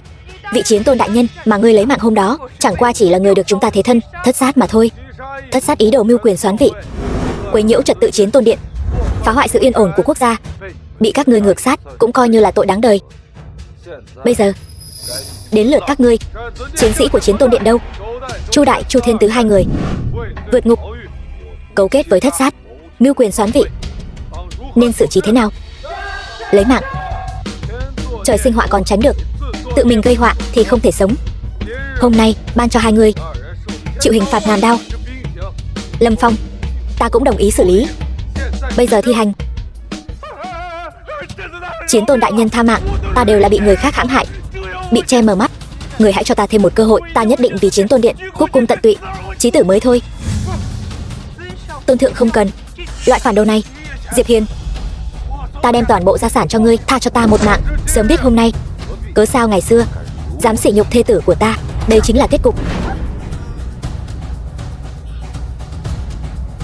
Vũ San, Vũ San, ta cầu xin ngươi, ngươi tha cho ta đi. Nể tình chúng ta 10 mấy năm tình tỉ muội tốt, chỉ cần ngươi tha cho ta, ta từ nay về sau sẽ không quay lại Vân Thành nữa. Kiếp trước ta cũng nói với ngươi như vậy đấy, nhưng ngươi đã không tha cho ta.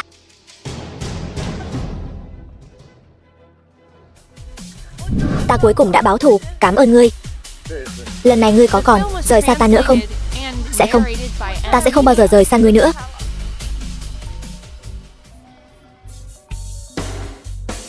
Alo. Cái gì? Ta sẽ qua ngay. Gia Gia bị người ta đánh, ta muốn xem thử là tên nào không biết điều dám khi dễ Đường lão gia. Vũ San, chúng ta đi. Gia Gia, người không sao chứ? Rốt cuộc đã xảy ra chuyện gì vậy? Trấn Quốc Thế Gia, đại tuyển sắp tới. Ta vốn định mua bảo vật truyền đời của Vân Thành, Bích Hải Ngọc Long, tặng cho tứ đại thế gia. Bằng cách này, để mưu cầu một tư cách tranh tài thăng cấp. Cho dù không thành, Đường gia ta có thể đến xem thôi cũng tốt. Ai ngờ Trương Thiên Hào của Trương gia trên đường ta trở về cướp đoạt. Hắn cướp Ngọc Long, còn đánh ta bị thương. Cái gì? Trương gia? Hay cho một Trương gia? Lập tức đi tìm bọn họ tính sổ. Diệp Hiên, ngươi hãy bình tĩnh trước đã. Diệp Hiên, ngươi không biết Trương Thiên Hào của Trương gia đó là một trong những vọng tộc thượng kinh. Hơn nữa, lần này còn được tuyển vào danh sách dự bị Trấn Quốc Thế Gia. Nếu không có gì bất ngờ, danh hiệu ngũ đại thế gia nhất định là Trương gia. Trấn Quốc Thế Gia là thế gia đỉnh nóc kịch trần. Đường gia ta so với họ hèn mọn như con kiến. Ngươi là chiến tôn, nếu tùy ý nhúng tay vào chuyện thế tục, e rằng sẽ dẫn lửa thiêu thân, rước lấy phiền phức. Nếu ngay cả người nhà cũng không bảo vệ được, chiến tôn này còn có tác dụng gì? Ta nhất định sẽ khiến bọn họ phải trả giá. Toàn Cơ, Đường lão gia bị Trương Thiên Hào của Trương gia cướp mất Ngọc Long. Hiện tại triệu tập Chiến Tôn Điện, tất cả các đường chủ tìm hắn về cho ta. Cần bao lâu? Tôn thượng, các đường chủ phân tán khắp nơi, liên lạc lại khá phiền phức, có thể mất 1 ngày. Ta chỉ cho ngươi 1 giờ. Lũ các ngươi gan to thật đấy, dám cướp Ngọc Long, đưa hắn xuống vô gian địa ngục. Tôn thượng, thuộc hạ có một việc không hiểu, nói những thứ cặn bã xã hội như thế này lấy mạng hết là được rồi, tại sao ngài lại tha như vậy? Ta đến đây là vì 3 lý do. Thứ nhất là để trả thù cho Đường lão gia, đoạt lại Ngọc Long. Thứ hai, dưới danh nghĩa Đường gia đánh tiến ra ngoài, để lại một tên sống, chính là để cho tất cả mọi người biết có ta Diệp Hiên ở Đường gia. Kẻ nào dám gây sự, kết cục chỉ có một, mất mạng. Thứ ba là ta còn có một việc lớn phải làm, để tránh đêm dài lắm mộng phát sinh biến cố. Tôn thượng, ngài nói là chuyện không nên hỏi thì đừng hỏi. Nhiệm vụ của ngươi là giám sát chặt chẽ Trương gia, còn có Trấn Quốc Thế Gia của hắn ta. Vâng, 1000 năm một lần. Tiêu Vũ, gia chủ ngũ đại Trấn Quốc Thế Gia. Ngày Trấn Quốc Thế Gia được thăng cấp chính là 3 ngày nữa. Mọi việc đã sắp xếp thế nào rồi? Với Tiêu gia làm đầu, thiệp anh hùng của tứ đại thế gia. Mạnh Đức Minh, gia chủ ngũ đại Trấn Quốc Thế Gia, đã được phát đi khắp cả nước. Đã mời đại diện bách tộc các tỉnh đến tham dự. Chuyện thăng cấp của Trương gia đã được lo liệu ổn thỏa rồi. Tiêu đại ca, ngài cứ yên tâm. Hiện tại ngoài Trương gia của Thiên Hào, còn có một tên nhóc của Phong gia đủ tư cách thăng cấp. Tuy nhiên, chúng ta đã gây áp lực rồi. 3 ngày sau chắc chắn sẽ thành công. Cha nuôi, Mạnh thúc thúc, lâu rồi không gặp. Trương Thiên Hào, thiếu chủ Trương gia, con trai cưng của ta, sao lại nóng vội mà hôm nay đã đến tìm ta rồi? Yên tâm đi, vị trí Trấn Quốc Thế Gia thứ 5 chắc chắn thuộc về Trương gia của con. Đúng vậy, đến lúc đó chỉ cần làm thủ tục cho có lệ là được. Đa tạ cha nuôi, đa tạ Mạnh thúc thúc. Hôm nay tôi đến đây là có việc khác. Vậy con đến đây là vì chuyện gì? Để cảm tạ sự dìu dắt của cha nuôi và Mạnh thúc thúc, tôi đã có được một bảo vật vô giá ở Vân Thành. Hôm nay tôi đến để tặng cho 2 vị. Bảo vật vô giá? Cháu trai, con có biết hai chúng ta đều là Trấn Quốc Thế Gia, thứ gì mà chưa từng thấy? Bảo vật mà con nói đến được lưu truyền ngàn năm, toàn thân mang sắc ngọc bích huyết long, sống động như thật. Lắng tai nghe kỹ, còn có tiếng long ngâm, có tác dụng trấn trạch an gia, trừ ma diệt tà. Chính là bảo vật trấn thành của Vân Thành. Cái mà con nói đến, chẳng lẽ là Bích Hải? Đúng vậy, cha nuôi nói đúng lắm. Hai cha con nhà này chỉ giỏi làm ta sốt ruột. Mau mau đem lên cho ta xem. Mạnh thúc thúc cứ yên tâm, tôi đã sai người đi xử lý rồi, một lát nữa sẽ mang đến. Thiếu gia không xong rồi. Chuyện gì vậy? Bích Hải Ngọc Long đâu? Bích Hải Ngọc Long bị người ta cướp mất rồi. Giữa ban ngày ban mặt, Bích Hải Ngọc Long mà cũng bị cướp sao? Bọn ngươi làm ăn kiểu gì vậy? Nói xem là ai làm. Hắn nói hắn là Diệp Hiền nhà Đường gia.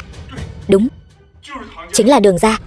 Hắn còn nói muốn Trương gia chúng ta phải trả giá. Thì ra là Đường gia. Thật to gan lớn mật.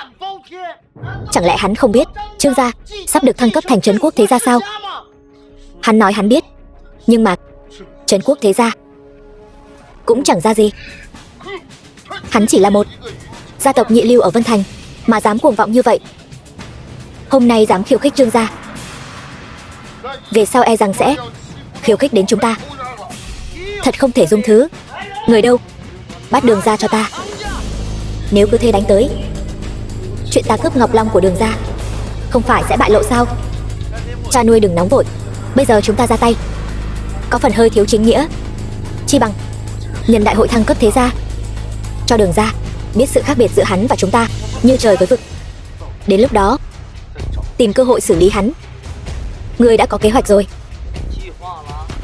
Đúng vậy, cục tức này ta sẽ không dễ dàng nuốt trôi. Đây mới là gia chủ của Trấn Quốc Thế Gia thứ 5. Cần phải có.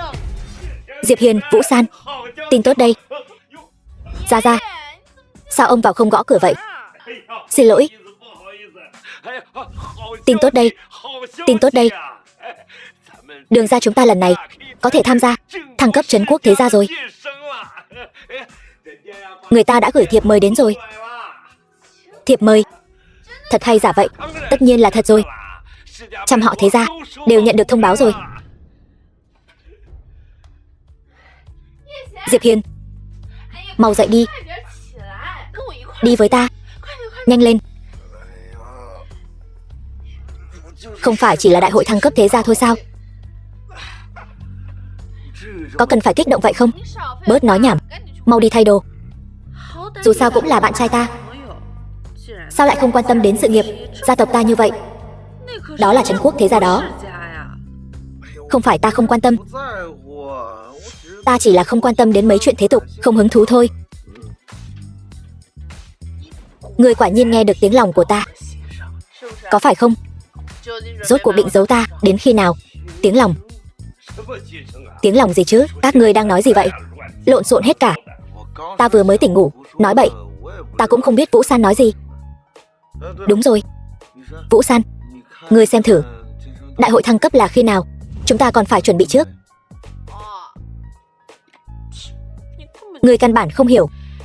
Ngươi là chiến tôn, còn ta chỉ là một gia chủ tiểu gia tộc. Nếu đến lúc đó cả thiên hạ đều biết chúng ta kết hôn, sẽ nhìn ta thế nào? Bất quá, nếu có thể tấn thăng thành ngũ đại thế gia, ta mới xứng với ngươi. Ai dám nói xấu vợ chiến tôn? Chán sống rồi.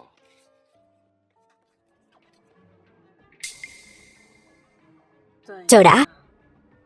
Trên đây viết là chẳng phải là hôm nay sao? Cái gì? Ra ra, ông chuẩn bị xe đi, không kịp nữa rồi. Đi nhanh, mau dậy.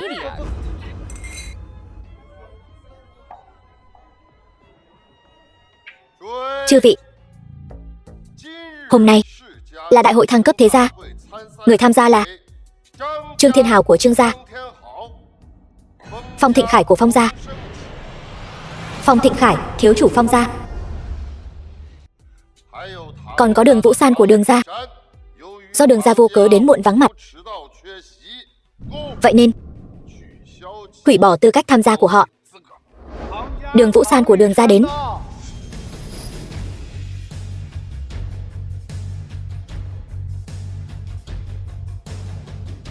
đại hội thăng tiến trấn quốc thế gia. Đường Vũ San của Đường gia bái kiến thủ lĩnh trấn quốc thế gia. Miễn lễ. Tên nhóc ngươi gặp thủ lĩnh trấn quốc thế gia, tại sao không bái? Ta đâu phải người của Bách gia thế tộc các ngươi, lại chẳng có giao tình gì. Tại sao ta phải bái? Ngươi sống trong thế tục thì phải làm theo quy củ. Được lắm, còn ngông nghênh lắm. Không biết còn tưởng ngươi là quốc chủ điện hạ đấy. Thằng nhóc lanh mồm lanh miệng, dám lấy quốc chủ ra đùa giỡn. Ngươi chán sống sao? Cho dù ta chán sống, ngươi dám động vào ta sao? Thằng nhóc, ngươi ngông cuồng lắm, còn không khai báo gia tộc và danh hiệu của ngươi. Đường gia. Diệp Hiên. Thì ra ngươi chính là Diệp Hiên. Thế nào, coi như nể mặt ta. Mục đích chúng ta đến đây là để tấn thăng thế gia, đừng lãng phí thời gian dây dưa với Trương gia. Được rồi. Diệp Hiên của Đường gia tham kiến lãnh chúa trấn quốc thế gia. Vậy mới được chứ. Đường Vũ San, đại hội thăng cấp thế gia hôm nay là sự kiện đỉnh cao, ngàn năm có một. Đường gia các ngươi vô cớ đến muộn, có phải nên cho những người ở đây một lời giải thích không? Đó là bởi vì chúng ta mới nhận được thiệp mời, thời gian căn bản là không kịp. Vậy ý cô là trách móc chúng tôi cố tình gửi thiệp mời muộn sao? Vậy có cần chúng tôi dùng Tiệu 8 người khiêng để mời cô đến không? Vũ San không có ý đó, chỉ là nói sự thật thôi. Theo tôi thấy thì đó đều là lời biện minh của cô thôi. Thực tế căn bản là nhà họ Đường các người đã lên mặt, không coi đại diện bách tộc chúng tôi và tứ đại trấn quốc thế gia ra cái gì cả. Được lắm Đường Vũ San, cơ hội khó có được này, cô không những không trân trọng mà còn dám khinh thường bọn ta như vậy. Chẳng qua chỉ là một con nhỏ quê mùa thôi, lại thật sự coi mình là cái thá gì. Cút nhanh về Vân Thành đi. Đại hội hôm nay không chào đón các người.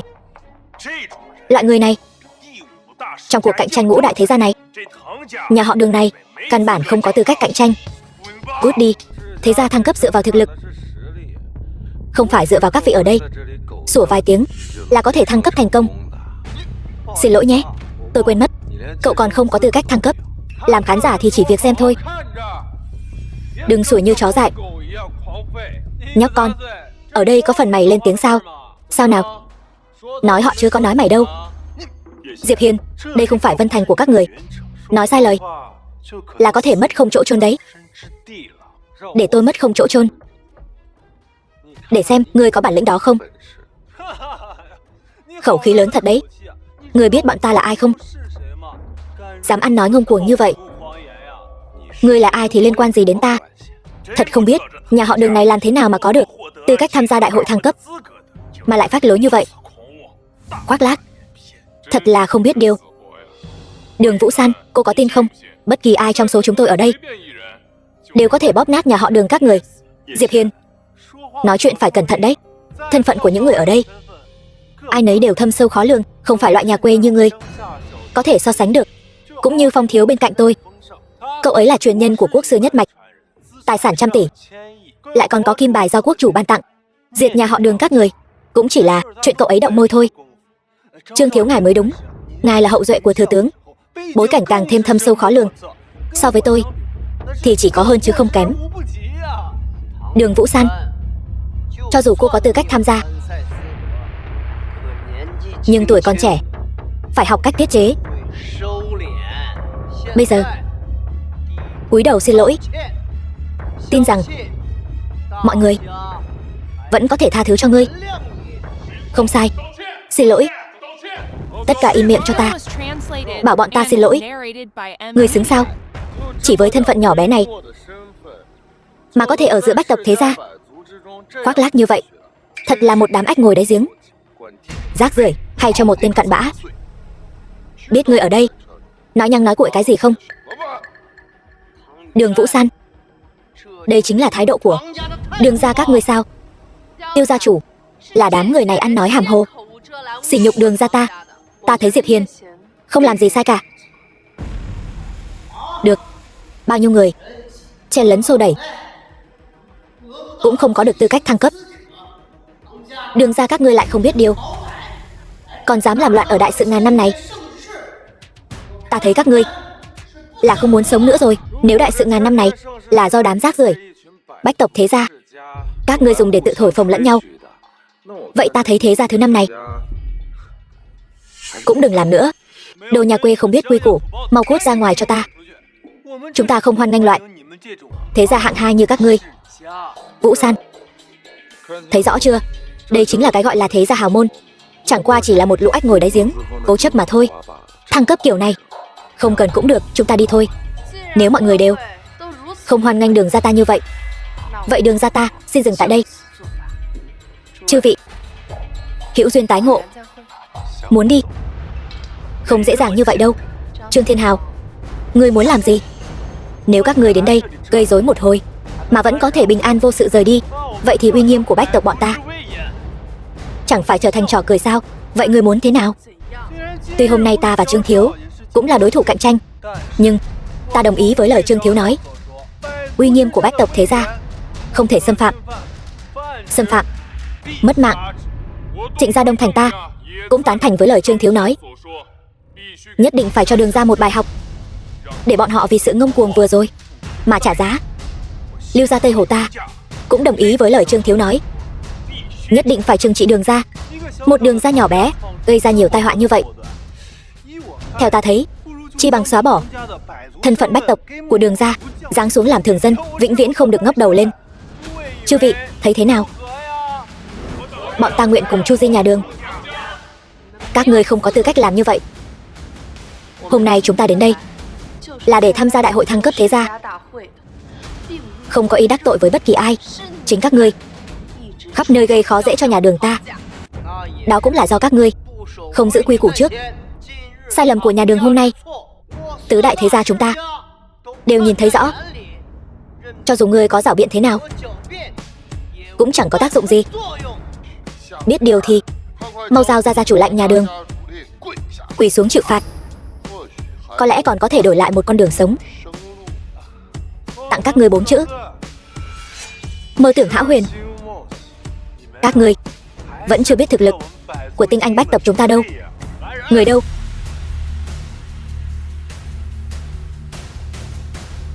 Trấn áp Đường gia. Ta Trương Thiên Hào nhà họ Trương lấy máu làm mực, lập huyết thư.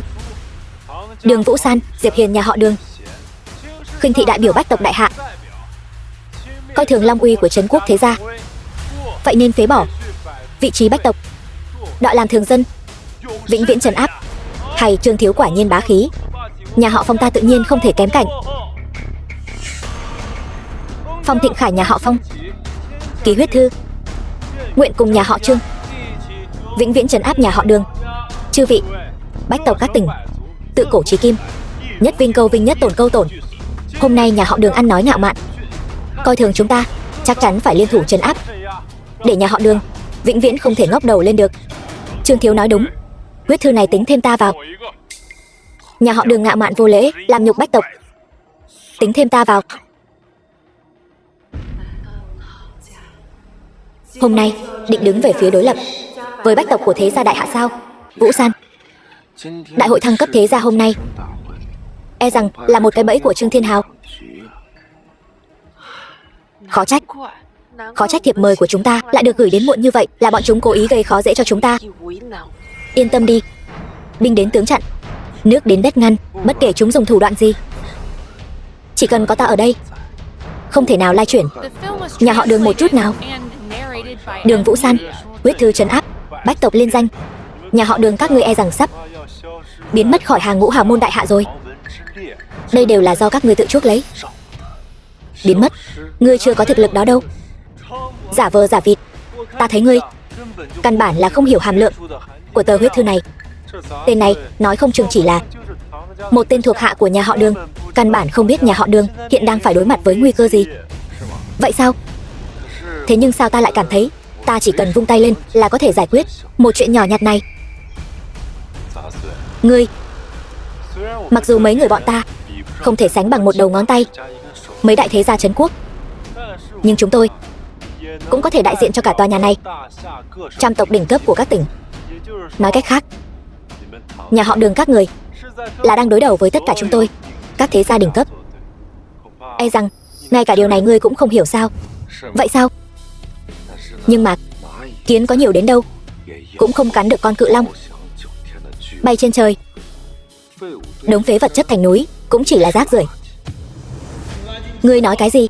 Tin hay không, bây giờ ta sẽ lấy mạng ngươi. Phong thiếu,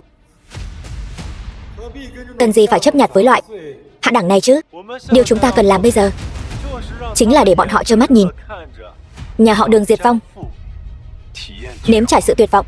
Người hãy nhớ kỹ, từ khi bọn ta ký vào huyết thư, khoảnh khắc đó, mối quan hệ của tất cả bọn ta, bối cảnh thế lực, đồng loạt ra tay, bắt đầu tiêu diệt nhà họ Đường các ngươi. Đáng tiếc, cái gọi là tất cả quan hệ và bối cảnh của các ngươi cộng lại cũng không thể lay chuyển nhà họ Đường một chút nào. Vậy thì chúng ta cứ chờ xem, không quá 3 ngày, nhà họ Đường nhất định diệt vong. Hai lão già, các ngươi cứ luôn miệng nói đại hội thăng cấp thế gia này là sự kiện ngàn năm có một, lại bị kẻ có tâm quấy rối, làm cho giống như trò trẻ con vậy. Có quản hay không? Người tên hạ nhân của nhà họ Đường này dám nói chuyện với ta như vậy, chán sống sao?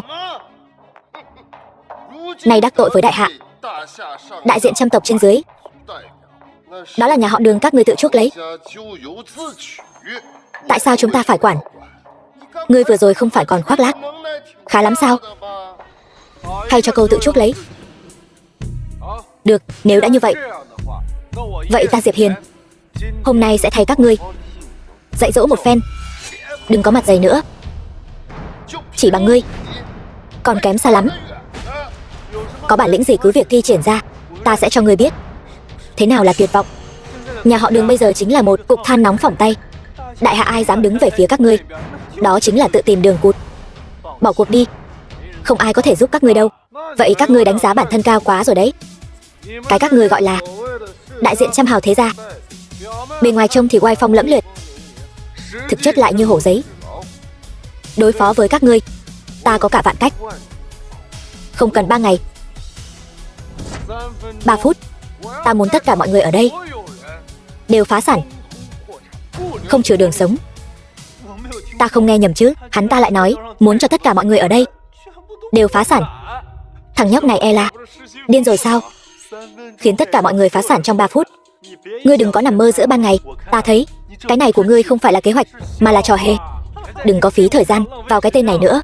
Mau gọi điện cho bệnh viện tâm thần, đem tên thần kinh này đi. Cho dù là trấn quốc thế gia chúng ta liên thủ, muốn một câu nói khiến nhiều người ở đây như vậy phá sản toàn bộ, cũng phải tốn chút thời gian. Chỉ bằng ngươi, thật là si tâm vọng tưởng. Khó trách gần 100 năm nay Đường gia vẫn luôn là nhị lưu gia tộc. Cái tên không biết điều này, cuồng vọng tự đại, hôm nay phải diệt trừ. Đừng vội, 3 phút sắp hết rồi, chúng ta hãy chờ xem. Chư vị, ta thấy vẫn là đừng nên phí thời gian vào tên thần kinh này nữa, cứ trực tiếp lấy mạng hắn là được rồi. Vừa hay để tế huyết thư lên danh bách tộc của ta. Đề nghị này hay đấy. Trấn áp Đường gia, trước tiên bắt đầu từ tên này đi. Ta xem ai dám.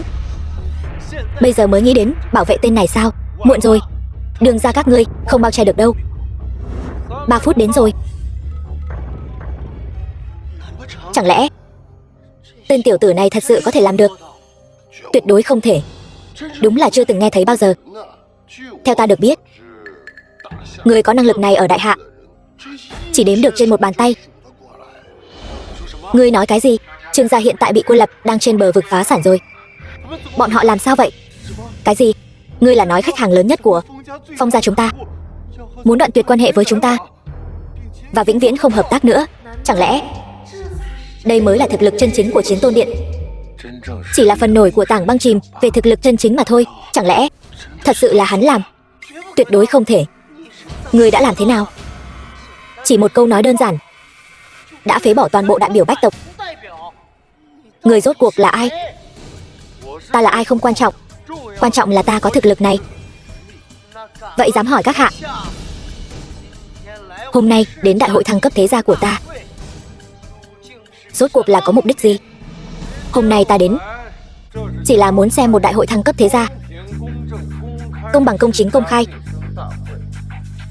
nhưng không ngờ lại bị một lũ cờ hó sủa không ngừng, hướng ta mà nhe nanh múa vuốt. Ngươi, thế nào rồi, Tiêu gia chủ? Đại hội thăng cấp thế gia này có thể chính thức bắt đầu chưa? Đương nhiên có thể.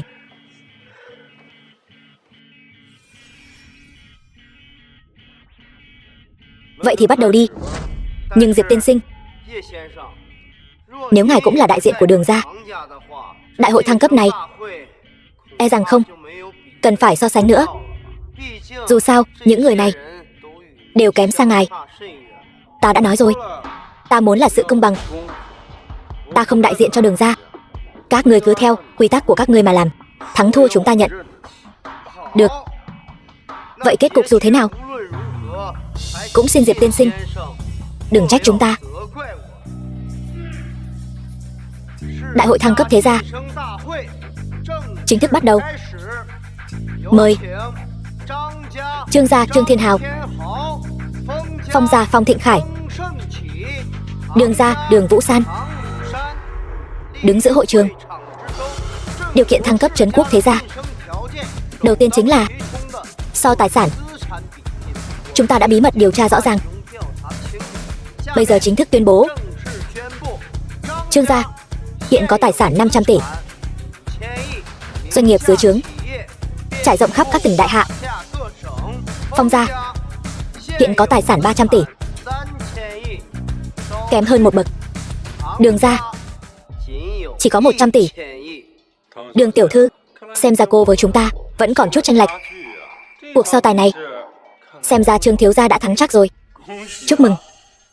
Nếu không có dị nghị gì khác, vậy ta tuyên bố phần so tài sản Trương gia. Khoan đã, Diệp tiên sinh, chẳng phải lúc nãy ngài nói muốn so tài công bằng công chính sao? Ngài là nhân vật lớn như vậy, sẽ không muốn nuốt lời chứ? Ngươi nghe thấy từ tai nào ta nói nuốt lời? Phải đó, Diệp tiên sinh, việc này không hợp quy củ. Trăm tộc thiên hạ đều đang nhìn đấy. Ta chỉ muốn nói, cái cuộc điều tra của các ngươi có chút không được chặt chẽ. Trăm tộc thế gia này có bất kỳ động tĩnh gì đều không thể thoát khỏi pháp nhãn của trấn quốc thế gia ta. Chỉ chút chuyện nhỏ này chúng ta không đến nỗi không điều tra rõ ràng. Bảng xếp hạng này tuyệt đối chân thực. Diệp tiên sinh cứ việc điều tra. Nhưng theo ta được biết, tài sản của Đường gia hiện tại ít nhất vạn tỷ. Với quy mô và thực lực hiện tại của Đường gia, có thể có tài sản trăm tỷ đã là rất khó khăn rồi. Im miệng, đến lượt ngươi lên tiếng sao? Ta ở Đường gia lâu như vậy, ta rõ nhất. Ta chẳng phải vì danh tiếng của Diệp tiên sinh mà suy nghĩ sao? Nếu không thì để Đường tiểu thư đưa bằng chứng tài sản vạn tỷ ra đây. Đường gia thật sự có. Khi nào ta có tài sản vạn tỷ trong túi cô đó? Mở ra xem đi. Sức nặng của tấm thẻ đen này chắc hẳn các vị ở đây đều rõ trong lòng rồi chứ. Đây là thẻ đen tối thượng. Sao Đường gia lại có thẻ đen tối thượng? Nghe nói chỉ người có thân giá vạn tỷ mới có thể sở hữu tấm thẻ đen tối thượng này. Bây giờ tài lực của Đường gia chắc hẳn ở trên các vị rồi chứ. Việc phát hành thẻ đen lớn như vậy, những người như chúng ta sao chẳng có tin tức gì cả? Bởi vì ngươi không đủ tư cách. Tiêu gia ta là đứng đầu tứ đại thế gia, ít nhiều cũng có chút quan hệ. Ta cũng chưa từng nghe nói khi nào phát hành một tấm thẻ đen tối thượng cho Đường gia. Diệp tiên sinh, tấm thẻ đen tối thượng này e rằng là của ngài. Nếu như vậy, vậy Đường tiểu thư thân giá vạn tỷ cũng không tính là gì. Quả nhiên trấn quốc thế gia không phải dễ dàng qua mặt như vậy. Thăng cấp thất bại không đáng sợ. Chuyện này nếu truyền ra ngoài, cả đời mất mặt xấu hổ, trở thành trò cười cho thiên hạ. Ngươi cũng không muốn Đường gia cả đời trở thành trò cười chứ? Vậy nhé. Cũng đừng nói Chúng ta nhắm vào Đường gia không có lý do. Vừa hay hôm nay người đến quan lễ, có một vị giám đốc của Ngân hàng Thế giới, không bằng để hắn nghiệm chứng một phen. Diệp tiên sinh, ngài thấy thế nào? Được. Phải. Thế nào? Cái thẻ này rốt cuộc là họ Diệp hay là họ Đường? Tổng bộ truyền đến tin tức, cái thẻ này chính là 3 ngày trước phát hành cho Đường gia thẻ đen tối thượng. Thẻ đen tối thượng. Tiêu Vũ, trận tỷ thí này Đường gia thắng rồi chứ? Đường gia có phải là có thể thăng cấp thành trấn quốc thế gia thứ 5 rồi không? Đường tiểu thư quả nhiên tài lực ngút trời. Trận tỷ thí này là thắng rồi, nhưng thăng cấp trấn quốc thế gia chỉ có tiền vẫn chưa đủ. Ý của Tiêu gia chủ là Diệp tiên sinh không biết, tài lực chỉ là một trong những tiêu chuẩn đánh giá, quan trọng hơn là truyền thừa và cống hiến. Ví dụ như Tiêu gia ta là hậu duệ của đại tướng bên cạnh, quốc chủ khai quốc đại hạ, ngàn năm truyền thừa. Đối với đại hạ có cống hiến không thể thay thế, cho nên mới ngồi lên vị trí đứng đầu trấn quốc thế gia. Thế gia không có truyền thừa, cho dù có nhiều tiền thì cùng lắm cũng chỉ là một kẻ mới phất, hoàn toàn không xứng với danh hiệu thế gia. Nói như vậy, truyền thừa và cống hiến cũng là một trong những tiêu chuẩn đánh giá tư cách thăng cấp, đúng chứ? Đương nhiên. Hơn nữa là quan trọng nhất, còn quan trọng hơn tài lực nhiều. Chính thức giới thiệu lại, ta là Trương Thiên Hào, thượng kinh Trương gia, là hậu duệ đời thứ 38 của thừa tướng năm xưa. Đúng vậy, truyền thống và cống hiến của Trương thiếu, ngay cả quốc sư nhất mạch Phong gia cũng tự thấy hổ thẹn. Còn Đường gia các ngươi cũng chỉ là nhị lưu gia tộc gần trăm năm, trở lại đây mới dần dần có chút khởi sắc, muốn ngồi vào vị trí thế gia thứ 5, e rằng vẫn chưa đủ tư cách. Thật là ngại quá. Diệp tiên sinh, xem ra ngài phải uổng công vô ích rồi. Điều lệ này không phải là do các vị đặt ra tạm thời đấy chứ? Diệp tiên sinh, đây vốn là quy tắc thăng cấp của thế gia, ngài không biết cũng là điều bình thường. Chúng tôi tuyệt đối không có ý nhắm vào ngài. Diệp tiên sinh, chúng tôi biết thủ đoạn và bản lĩnh của ngài, nhưng dù ngài có thần thông quảng đại cũng không thể thay đổi sự thật là Đường gia truyền thừa bạc nhược. Đường gia truyền thừa bạc nhược, đó chỉ là do các vị ngu muội vô tri mà thôi. Trong vòng 3 phút hãy mang thánh chỉ đến cho ta. Diệp Hiên, hôm nay đã nể mặt ngươi lắm rồi, cho nên không biết điều. 3 phút còn mang thánh chỉ đến.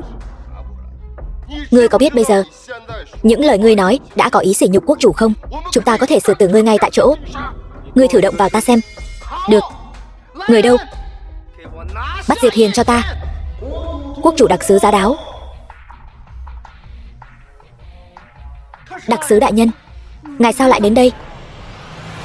Đặc sứ quốc chủ, hôm nay là đại hội thăng cấp của ngũ trấn quốc thế gia, tôi chẳng lẽ không thể thay mặt quốc chủ đến xem sao? Không, Tiêu mỗ không có ý đó. Hôm nay tôi đến là thay mặt quốc chủ tuyên bố 3 đạo thánh chỉ ngự lệnh. 3 đạo thánh chỉ ngự lệnh. Điều này sao có thể? Đặc sứ đại nhân, năm đó Bát Vương tạo phản, quốc chủ cũng chỉ hạ 2 đạo thánh chỉ ngự lệnh để Chiến Tôn đi bình loạn. Ngài nói quốc chủ hạ 3 đạo ngự lệnh, chẳng lẽ là đang giễu cợt tôi? Ngươi đang nghi ngờ ta? Không dám. Chỉ là ngài nói có hơi nguy hiểm, tôi có hơi không dám tin. Ngươi có nhận ra thanh kiếm này không? Đây chẳng phải là bảo vật trấn quốc của đại hạ, do nhân hoàng để lại. Thần hiên viên kiếm sao?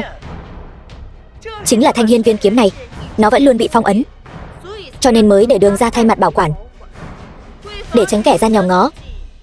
Cho nên Đường gia những năm qua vẫn luôn ẩn danh, làm việc khiêm tốn. Hiện giờ Đường gia đã giải được phong ấn của hiên viên kiếm, thần khí trấn quốc tái hiện nhân gian, lại dâng tặng cho hoàng thất đại hạ, công đức vô lượng. Sao có thể như vậy được? Đường gia sao có thể có tầng quan hệ này chứ? Trương thiếu chẳng lẽ cho rằng thanh hiên viên kiếm này là giả? Quốc chủ ngự lệnh tại đây, Đường ra Đường Vũ San tiến lên nghe lệnh. Đường ra bảo vệ hiên viên kiếm có công. Hôm nay thân phận của Đường ra Thiên Niên Hộ Kiếm có thể công khai. Ta hỏi các ngươi, truyền thừa và cống hiến này cùng với cái trong miệng các ngươi, Đường ra rốt cuộc đã đủ tư cách chưa? Đương nhiên đủ tư cách. Đường ra bảo hộ trấn quốc thần khí gần 1000 năm, phần công lao kế thừa này ngay cả bọn ta cũng tự thấy hổ thẹn. Nếu đã như vậy, bất kể là tài sản tài lực hay là di sản kế thừa, Đường ra đều hơn hai nhà kia. Vậy thì vị trí thế gia thứ 5 này, Đường ra hẳn là ngồi vững rồi chứ? Đương nhiên có thể.